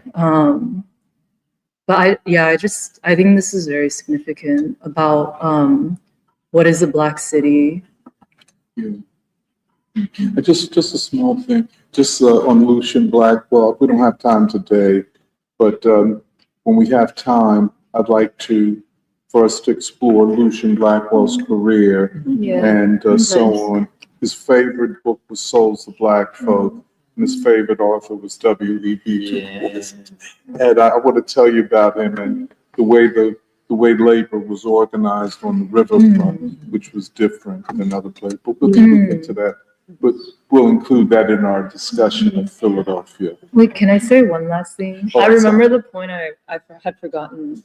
So this happened last month, and I think we even talked about it in preschool, but it was a big deal politically in the city, which was the facilities plan that was released by the school district to close 20 schools across the city. And the last time that a project like this was undertaken by the district was over 10 years ago, I think in the early 2010s.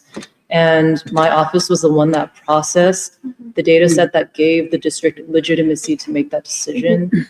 It was a highly political and confidential process, highly confidential. And I think for me, it was staggering to see how undemocratically that decision was made, because the district spent an exorbitant amount of money to contract a separate vendor who assessed, it was essentially a very violent partition of the city. To say, we've crunched the numbers, these ones get closed. These ones get combined with those ones. And the people of Philadelphia responded because 8,000 students, parents, and teachers en masse responded to the board through a survey saying that we don't accept the terms of this closure. I mean, the people were obviously capable of making this sort of decision that has to do with the governance of the schools in the city.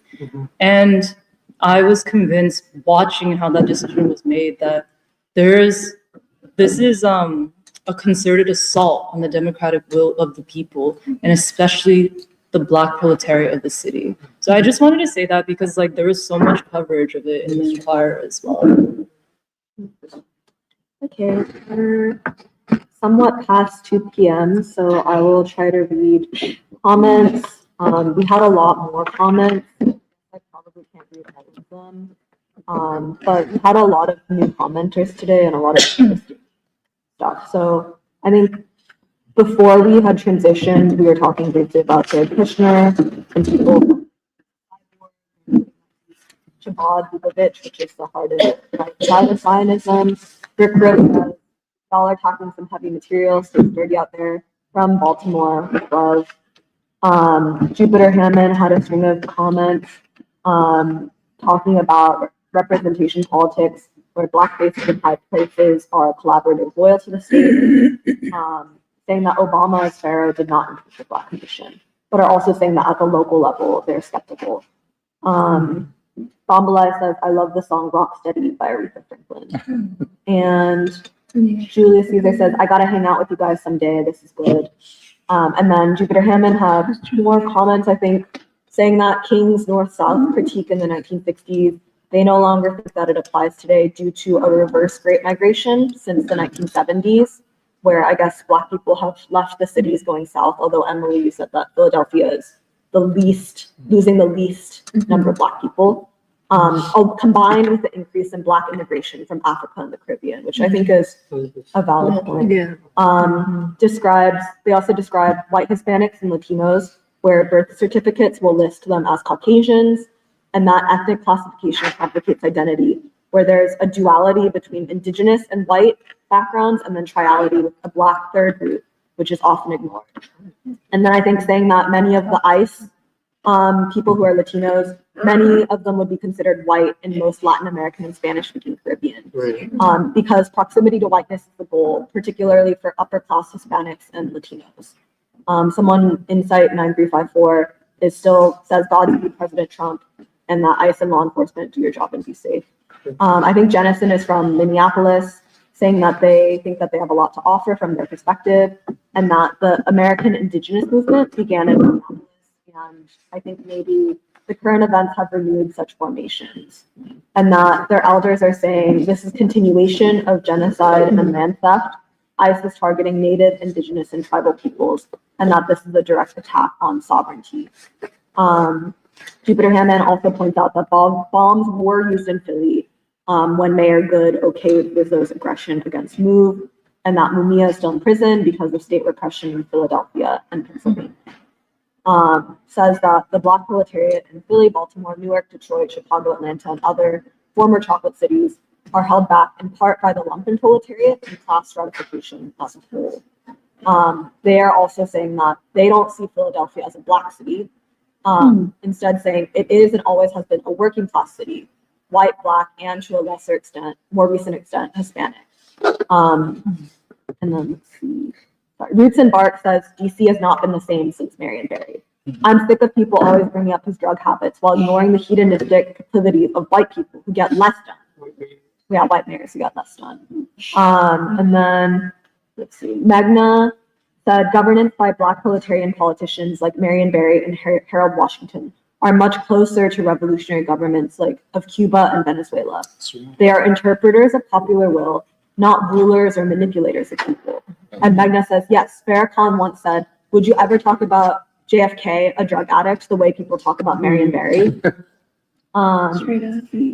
And then they also said, Jupiter Hammond also specifically said, in the context of Philly, they would be interested in hearing, Doc, your views as a Philly native on the legacy of Leon Sullivan and the OIC movement. I think Leon Sullivan, OIC, would also go well with like Lucian Blackwell, and this broader question of Black proletarian governance.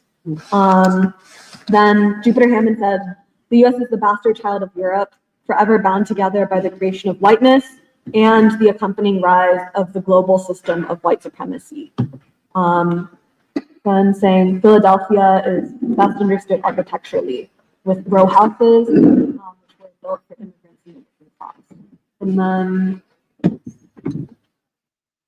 they're also saying that Puerto Ricans were forced off the island by US economic policies in the 1970s to provide low-wage work, displacing Black and white workers in New York City and Chicago, which I think Eddie was saying. And then Matt Condrat is saying that's racist, but I'm not sure what about, but just saying that they don't like stereotypes.